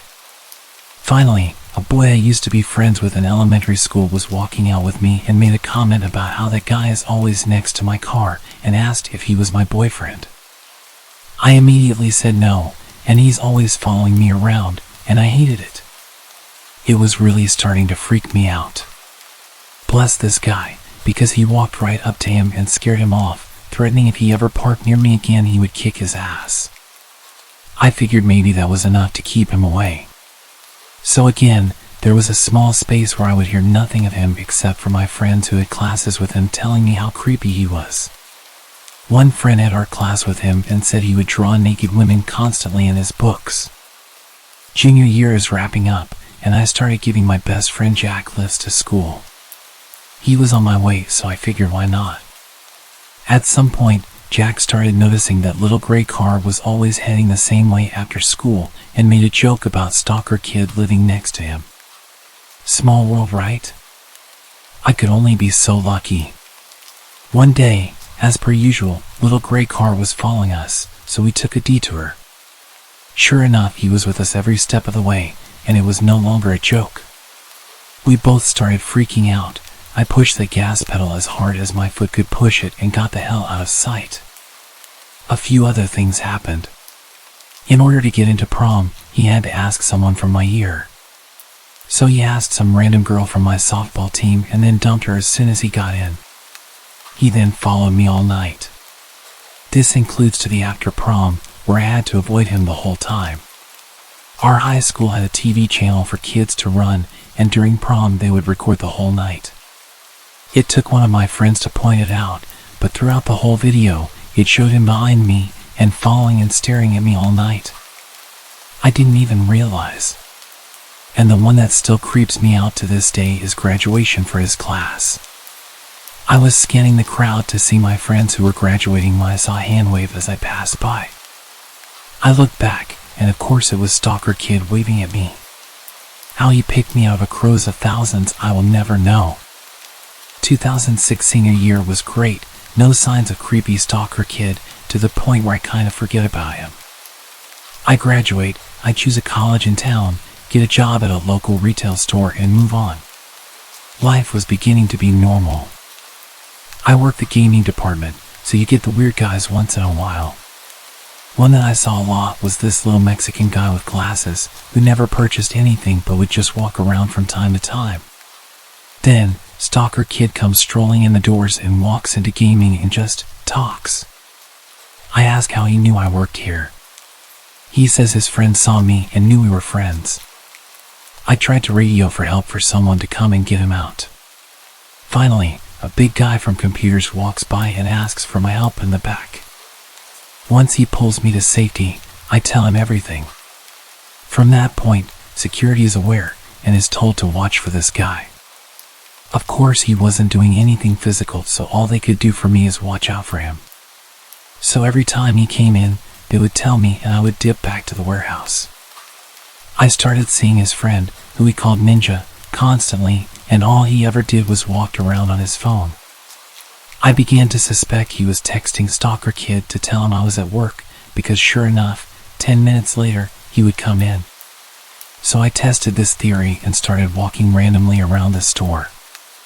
At one point, a friend who worked register asked why I would do this, so I had her take a walk with me on her break. I told her this ninja guy would follow us everywhere, even just going down a random aisle. Sure enough, he did, and she began freaking out. A few minutes later, I told her my stalker would walk through those doors. So I'm making my way to the warehouse, and out steps ninja guy from an aisle and he shouts, "She's right here." I just stared at him, like, what the hell do you think you're doing? Stalker kid walks up behind me and asks why I'm always running away from him, and says that he lost my number and asks if I can give it to him again. I say sure, knowing damn well that I never gave it to him. I go to the warehouse to get a pen and paper. I wrote down, "This is where I work, don't ever come here again," and handed it to him. I told him and his friend to leave and called for security, who walked him out. Security tells me later that he also cried while they took him out. Later that day, as I'm leaving work, security offers to walk me to my car. I say sure. Stalker kid is out by my car waiting for me, so this is where security says he's not having it, and calls the police, which we are conveniently next to their headquarters. He books it when he sees the car. Few years go by, nothing comes up. I buy a fancy new car and don't see him much. I'm thinking that did the trick, and I'm finally free. 2012, my buddies and I are leaving work, ready to hit the night at the bar, per usual. We are all walking out the door, where we all have to stand and wait to hear the alarm sound to verify it's armed. As we are walking out, I hear it. That awful sound. Hey Nancy. I cringe, grab my friend's arm and turn. There he is leaning on his car, waiting. My friend recognizes him and asks what he wants. Guy says he just wants to talk to me. He said he didn't ever see my car, so he didn't think I worked here anymore. His other friend is sitting in the back seat of his car just staring at me blankly. I start to think the worst. If my friends leave me here, something tells me I'm not coming into work the next day. Or ever. I'm terrified that he's had years of time to think about our last encounter where I wrote my number down and made him cry. I grab my friend's arm tighter. My friend kicks off, pretends to be my boyfriend and rips into him. My friend is about 2 feet taller and much bigger. They get into it, and I'm just standing in the parking lot and I'm just begging for my friend to kick his ass. He spooks stalker kids so bad that I'm pretty sure he pissed himself before getting in his car and booking it. Ever since, if he comes into the store, my friend stares him down from his office. Years later, I've moved on, gotten married, and moved out of town. Recently we've moved back to start a business, and to this day, I still feel myself looking behind me at stores on the off chance that I randomly bump into him. He caused me to have anxiety, mental and emotional pain, fear and trust issues for a decade. Even after moving on, I still feel the effects today. And I never even knew his name.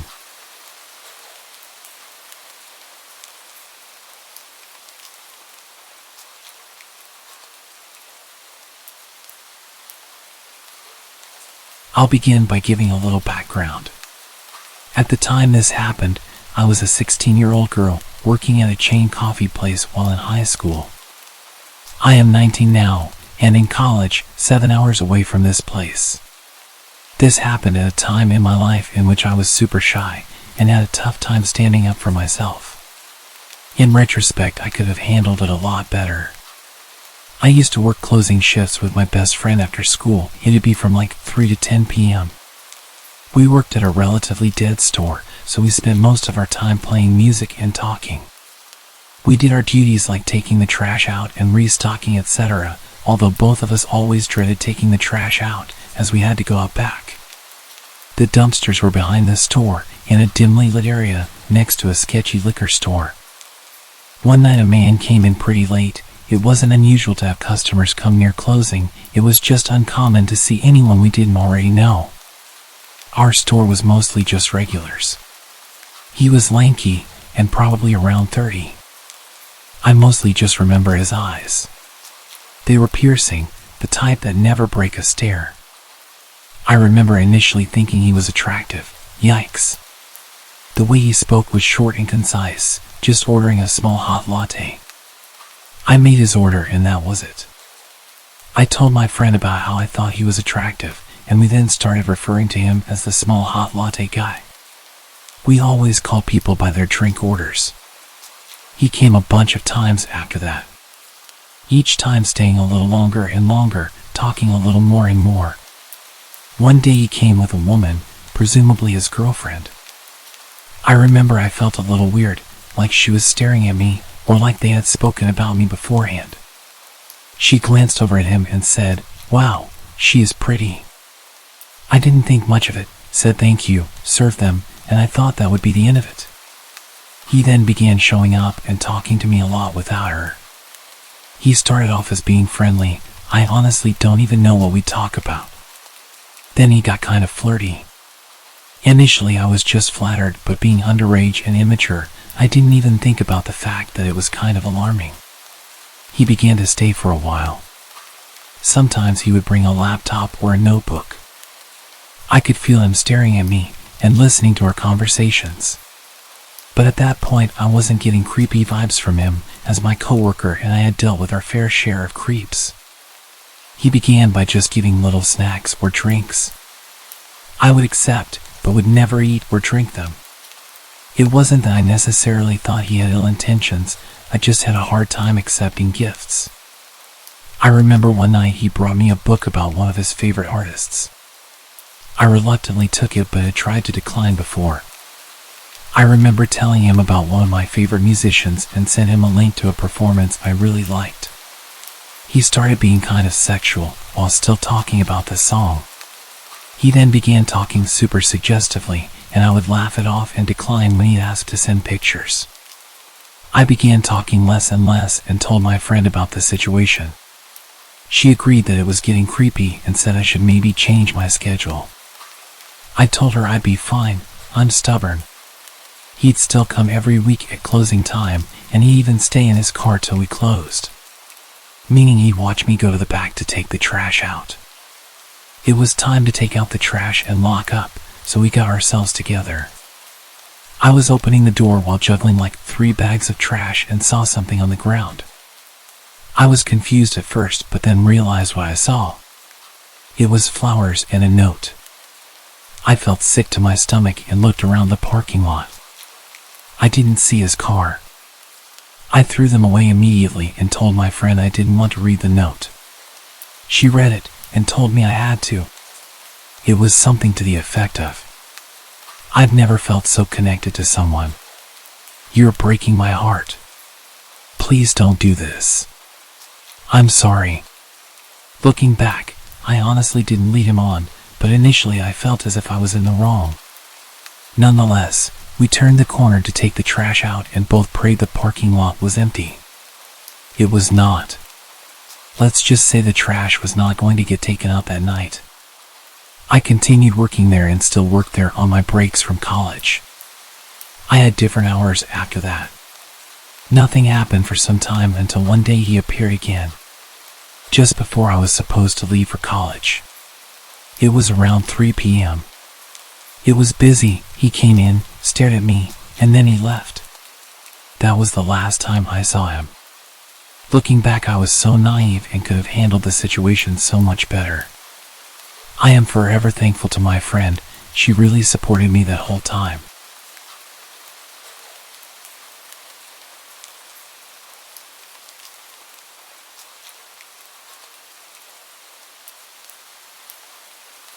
A year ago, I used to post my entire life to Snapchat. It was my go-to app for sharing bits of my life with friends and family. But then something happened that made me reconsider my online presence. One day, out of the blue, I received a friend request from an unfamiliar username. I didn't think much of it at the time and accepted the request without a second thought. It was just another random person, or so I assumed. Months passed, and I forgot about that peculiar friend request. My life went on, and I continued sharing snippets of my daily activities on Snapchat. Little did I know that someone was watching, very closely. It started innocently enough, with an unexpected snap. I opened it, thinking it was probably a friend sharing a funny meme or a cute pet photo. But as the image loaded, my heart almost stopped. It was an eerie, edited version of an old Snapchat story I had posted months ago. Floating love hearts surrounded the image, and the caption read, "Can't wait to see you." The chill running down my spine was hard to ignore. How did someone get access to my old stories? Who was behind this? Days turned into weeks, and more edited snaps kept arriving. Each one featured pictures taken from my past stories. The captions became increasingly unsettling, referring to my personal life. "How was your McDonald's on Friday?" And another said, "I loved that movie you watched last night."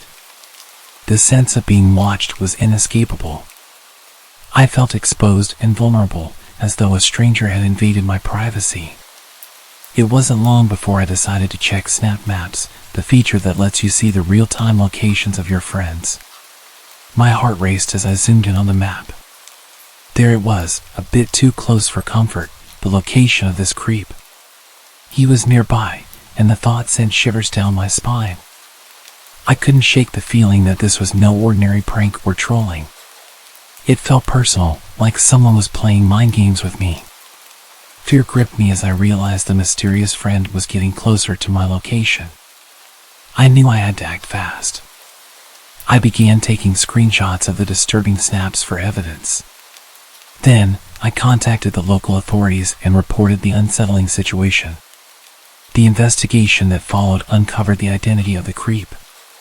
To my shock, it turned out to be someone I met at a party months ago. I'd been warned about how creepy and weird he was. He would just invite himself to parties and nobody wanted to be rude and kick him out, so we just tolerated him. To be fair, I had no issue with him and spoke with him a little bit throughout the night, but didn't see much of him.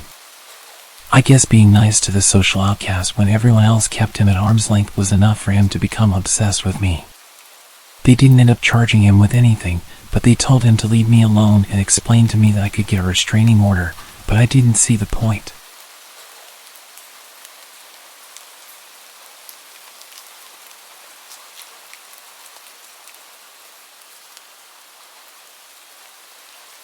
This happened a couple of months ago, December of last year. I started working a new job in the mall and had to work for most of Boxing Day. I was done at 10 and transit seemed to have ended at 7. I'm a student who didn't go home for the holidays due to this job and never had to deal with holiday transit hours. I decided to call an Uber and the driver picked me up right in front of the mall. We had a casual conversation during the drive back and he learned about where I worked and how I'm living on my own for the time being since my roommates went to their hometowns. Fast forward to the next day at work, around 6 p.m. This driver walks into the store and tries to strike a conversation with me, but I told him I had to get back to work. He also asked if we could hang out later, to which I said no, and he left. At the end of that shift, I walked out of the store, planning to take transit. As soon as I stepped out of the store, the driver immediately pulled up next to me and offered to give me a free ride back home.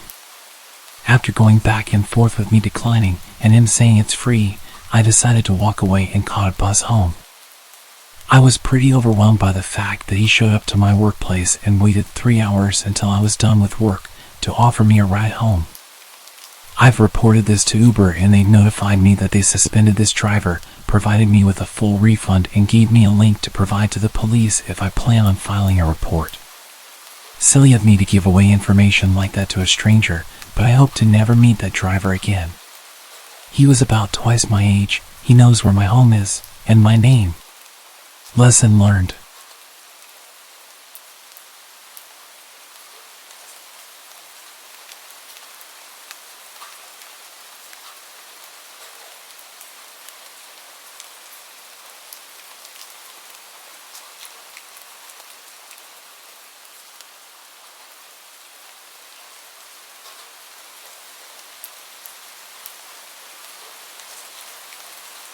This all happened just recently, in summer this year.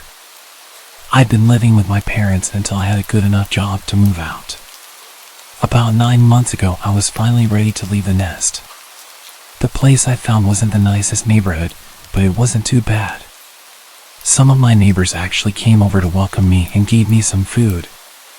There was one neighbor though, the guy who lived to the right of me, who wasn't exactly welcoming, but immediately comfortable with me like we'd known each other for a long time. He'd see me leaving for work in the morning and run out of his house to tell me random stories, like how the last neighbor used to always turn the bathroom light on at 3 a.m. and leave it on all night. Or that they would sunbathe in the garden for 5 hours sometimes.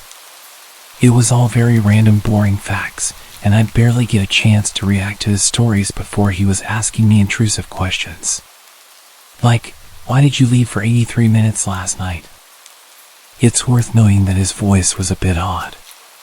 He spoke with a very particular inflection every time he'd say something. Like an enthusiastic nerd, if that makes sense. Sometimes it made his statements sound like accusations, and sometimes it made them sound like questions, but my response to his comments were never really met with conversation. I would kind of laugh it off and just give him a short answer, like, I had to grab some groceries for tomorrow. But he'd be really quick to interrupt and remind me that the last neighbor never took 83 minutes to grab groceries. And he'd say it with an almost accusatory tone. Like what I was saying was ridiculous. I assumed he was just a bit odd and didn't call him out on his intrusive questions too much. This continued for weeks.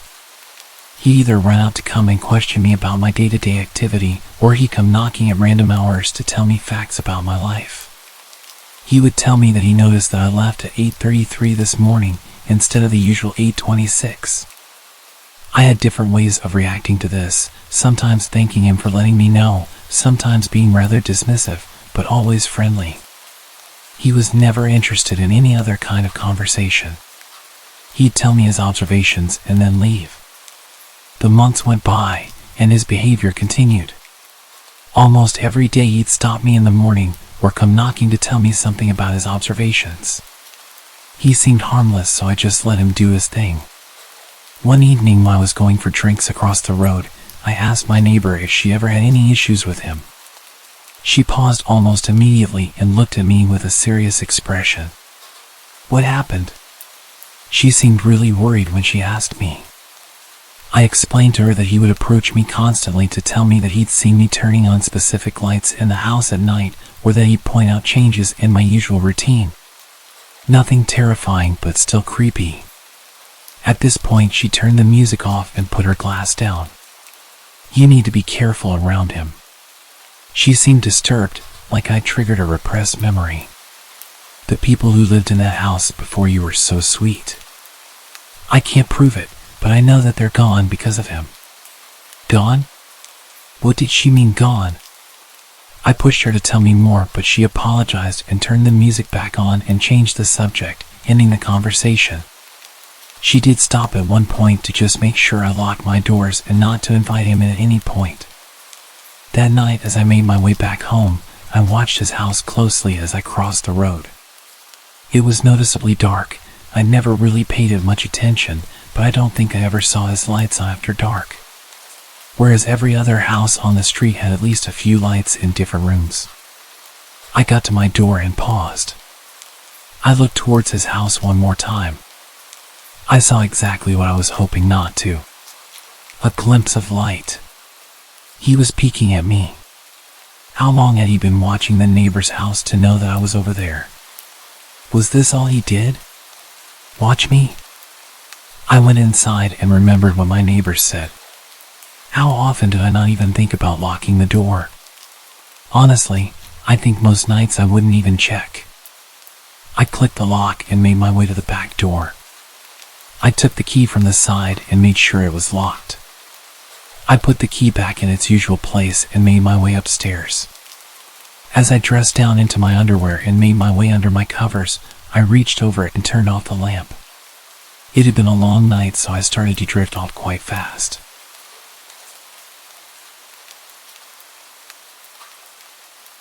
Did I hear that? Was that knocking? I sat on the side of my bed and waited, anticipating more knocks. About a minute passed and I didn't hear any more knocking, so I assumed I just dreamt it as I was half asleep. I lay back onto my bed and closed my eyes once again.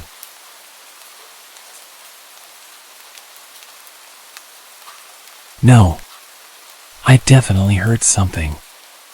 I was in a weird state of being half asleep and a little bit tipsy, so I threw the light on and made my way to the window. I couldn't see anything or anyone outside. The sound of me opening my window was loud enough for any visitor to hear. I called out into the darkness, asking if anyone was there. At this point, any normal person would step into view and show themselves, but nobody reacted. Nothing. I know that someone was knocking. I threw on my dressing gown and made my way downstairs. I went straight to the front door. It had shaded glass that let me see partially through it. There was clearly a figure standing in front of the door. I was freaking out, but I was also angry. I didn't even consider the danger. I started fumbling with the lock and threw the door open. You left your house for 157 minutes. What the hell? I snapped. This was the latest he ever visited. Everything about his behavior had really annoyed me. The fact that I called out of the window and he didn't respond, and instead stood with his nose practically touching my front door. Why did you feel the need to tell me that? At this late in the night. I was falling asleep. You've been out very late. I know that. I'm an adult. I'm allowed to go out late. I realized I was reacting to his accusatory tone. Is that all? You wanted to tell me I'd been out late? He started to just walk away, back to his house. I yelled to him that I didn't want him to knock on my door again. He didn't react, just kept walking towards his house and went inside. I'd tolerated his weirdness for long enough. I convinced myself I wouldn't let him commentate my life schedule anymore, and that next time he talks to me I was going to tell him I don't care and just keep walking. I closed the door and went straight back to bed, still frustrated with how intrusive and weird he was. I closed my eyes and imagined what I would say to him the next time I saw him. I felt really tired and had no problems getting back to sleep. As expected, I had the weirdest dream. Whenever I had a few drinks, I'd always have such vivid dreams. I could hear that damn gentle knocking. I didn't jolt awake this time. I almost convinced my subconscious dream state to ignore the imaginary knocking. But I was fully aware of every creepy little thing that was happening. I started wondering if I'd locked the door. I knew I'd locked it earlier, but did I lock it after I opened it again to confront him? I couldn't remember. I hated how realistic my dreams were. Of all the scenarios I could think about, did I really have to imagine him breaking into my house and walking up my stairs? I feel like I'd never been so consciously aware during any of my dreams. I was dreaming that I was locked in place, sleeping on my side, with my back to the door. His breathing sounded so real. If it wasn't for the alcohol in my system, I would have definitely woken up. This was by far the creepiest dream I'd ever had. I dreamt that he was climbing into bed with me, wrapping his arm around my waist and playing with my hair. I felt absolutely disgusted, but the soft touches also felt relaxing and pushed me deeper into the dream. I was urging myself to wake up at this point. My mind kept racing back to the thought that I actually hadn't locked the door. I needed to get up. His breathing was so intense. It felt so real. His touch felt real. This was unlike any dream I'd ever had. I was urging myself to wake up. I felt paralyzed. Wake up. Wake the hell up. My eyes finally opened and I could still feel his touch. Why didn't you lock the door? I jumped up. His voice immediately jolted me awake. He was in my bed. I screamed and ran straight down the stairs and out into the night. I was still screaming as I ran across the road and started banging on my neighbor's door. I was freezing, only wearing my underwear and completely barefoot. I banged aggressively on her door and shouted her name until she came down. She opened the door in a daze and I pushed my way in. I frantically explained what had happened whilst begging her to lock the door and call the police. We watched out of the window. My front door was wide open, just as I'd left it. The cops were on their way and my friend was comforting me as I got into some of her clothes and told her all of the details. Minutes passed as we stared out of that window. My friend asked if I was sure he was there and it wasn't just a bad dream. I started to doubt myself when we didn't see him leaving. I wasn't the sensitive type. I wouldn't make up that whole scenario out of fear. I had a vivid memory of him lying in bed with me and touching me and talking to me. It was real. I know it was. The cops showed up after about 15 minutes and started to enter the house, guns drawn. We watched intently, waiting for them to bring him out in cuffs.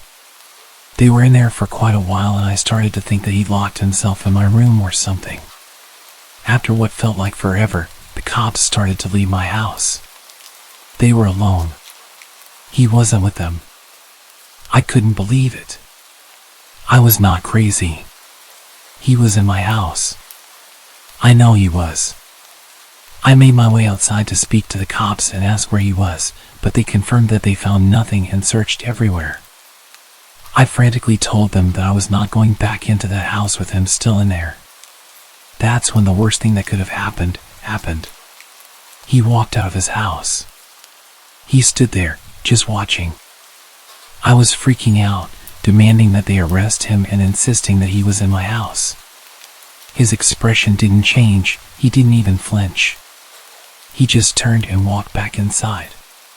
Yes, I was drunk and I was pretty emotional at this point, but I couldn't believe that they didn't listen to me. They told me that they'd searched the entire place and there was no intruder. They said that the person who I claimed was an intruder was clearly in their own home, so I should just go inside and get some sleep. There were no signs of forced entry and no damage or evidence of an intruder, so there was nothing they could do. After a while of me practically begging them to at least go and interview him, one officer did go over and speak to him, but it seemed like a very short conversation.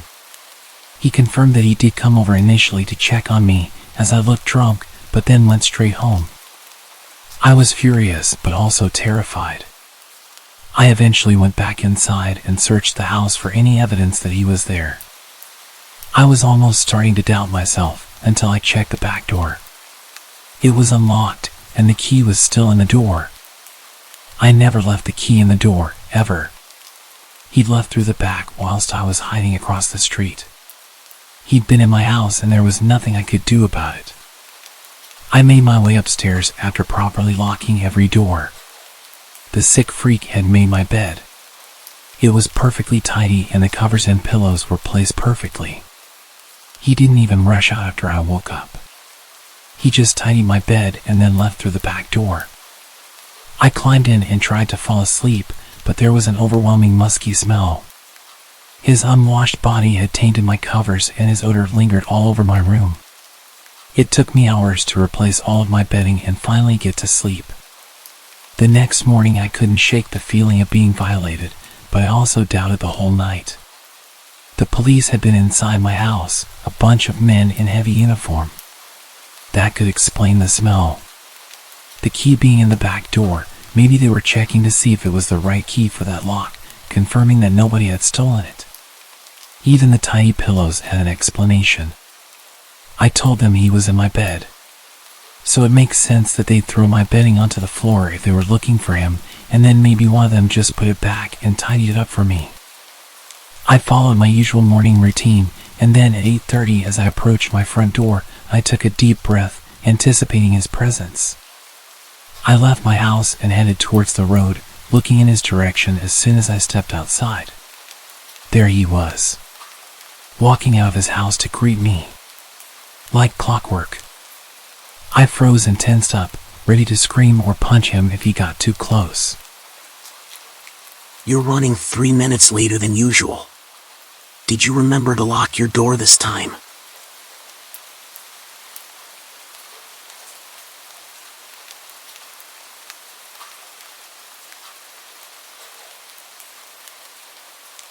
When I was 12, we had this neighbor. She was an elderly woman, but she was surprisingly active. We'd always see her around, carrying weeks' worth of groceries up the hill like it was no big deal. She was outside doing her gardening almost every day. She was a tough old lady. The unfortunate thing was that she was the opposite of friendly.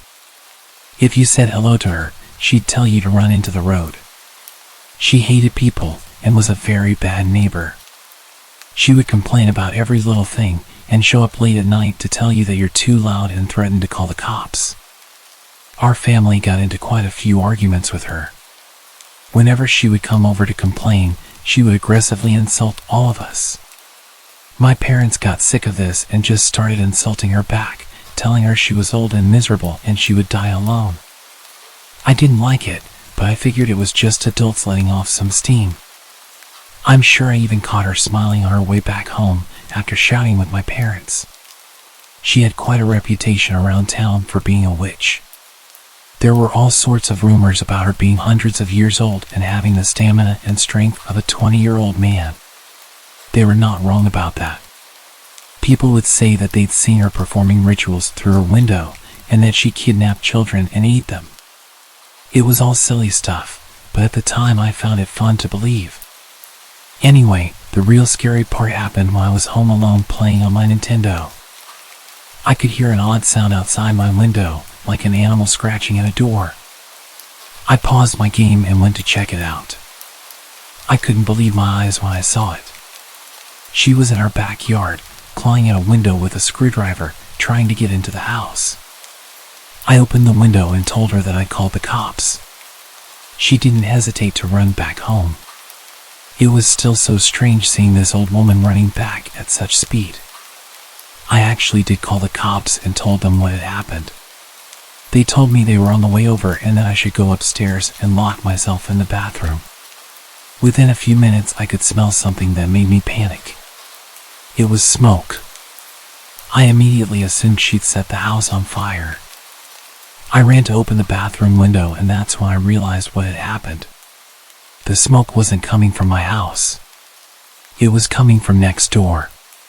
For whatever reason, her house had set on fire and she was still inside. Before the fire department could arrive, the whole place had gone up in flames. They announced that she died in that fire, and we even went to her funeral. There weren't many people there. The last scary thing about all of this was that it only fueled the stories about her being a witch, and that after I caught her trying to kidnap me, she had to burn it all down and move elsewhere to conceal her identity. I don't know what to believe, but I do enjoy telling this story every Halloween.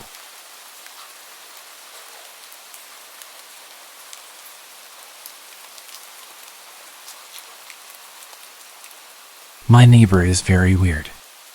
He never waves and has a permanent sneer on his face. When we moved in, we were told that he was on a certain bad list and that we should call the cops if we see him with kids. One day, he randomly knocked on our door. I'd never spoken to him before, and without even introducing himself properly, he proceeds to launch into his explanation of the reason that he's on the registry. Basically, he claims that he accidentally hurt some kid in a locker room while they both happened to not be wearing any clothes. He says it was plain old vanilla assault where both parties just happened to be in their birthday suits. He repeated multiple times that he is absolutely not into children. Then he left without even letting me talk. That was literally my first introduction to him, other than the notification about him when we first arrived. And that wasn't even the creepiest thing about him. At some point, he started building a sign in front of his house. Not like a little poster. It's professionally printed on metal and mounted on two huge posts, like the ones you see outside a store or along the highway. The sign is a picture of a puppy and a long rambling story about how someone ran over his dog on this road 10 years ago. But it's written in a way where he seems to accuse the neighborhood of murdering his dog. Next to this sign, covering his entire fence, is an enormous banner saying, "We miss you." I don't know why it says that, since he lives alone. And finally, an even larger picture of the puppy, which isn't necessary, because directly in front of the banner, sitting on a folding card table, is the actual puppy. He must have had the dog stuffed when it was ran over. I could see from my window that he would hide behind his fence for literally hours, peeking at the puppy on the table, as if he were waiting for someone to mess with it. He did this for days, until finally bringing the stuffed animal inside. The puppy and the banner disappeared, but the metal sign was permanent. It stayed up for years, until a storm ripped it down. I always wondered what he does with the dog. Did it stay in a closet, or does he keep it out in his house? Well, one day I got my answer. I have a friend who does construction, and funnily enough, he was hired by the creepy neighbor to build a shed. Without even asking, he tells me that the guy keeps an ugly stuffed puppy in the living room like a piece of furniture, and then he talks to it constantly. There were plenty of other creepy things, but the big puppy shrine was the most notable. I never did see him with any children, but I'm constantly on the lookout.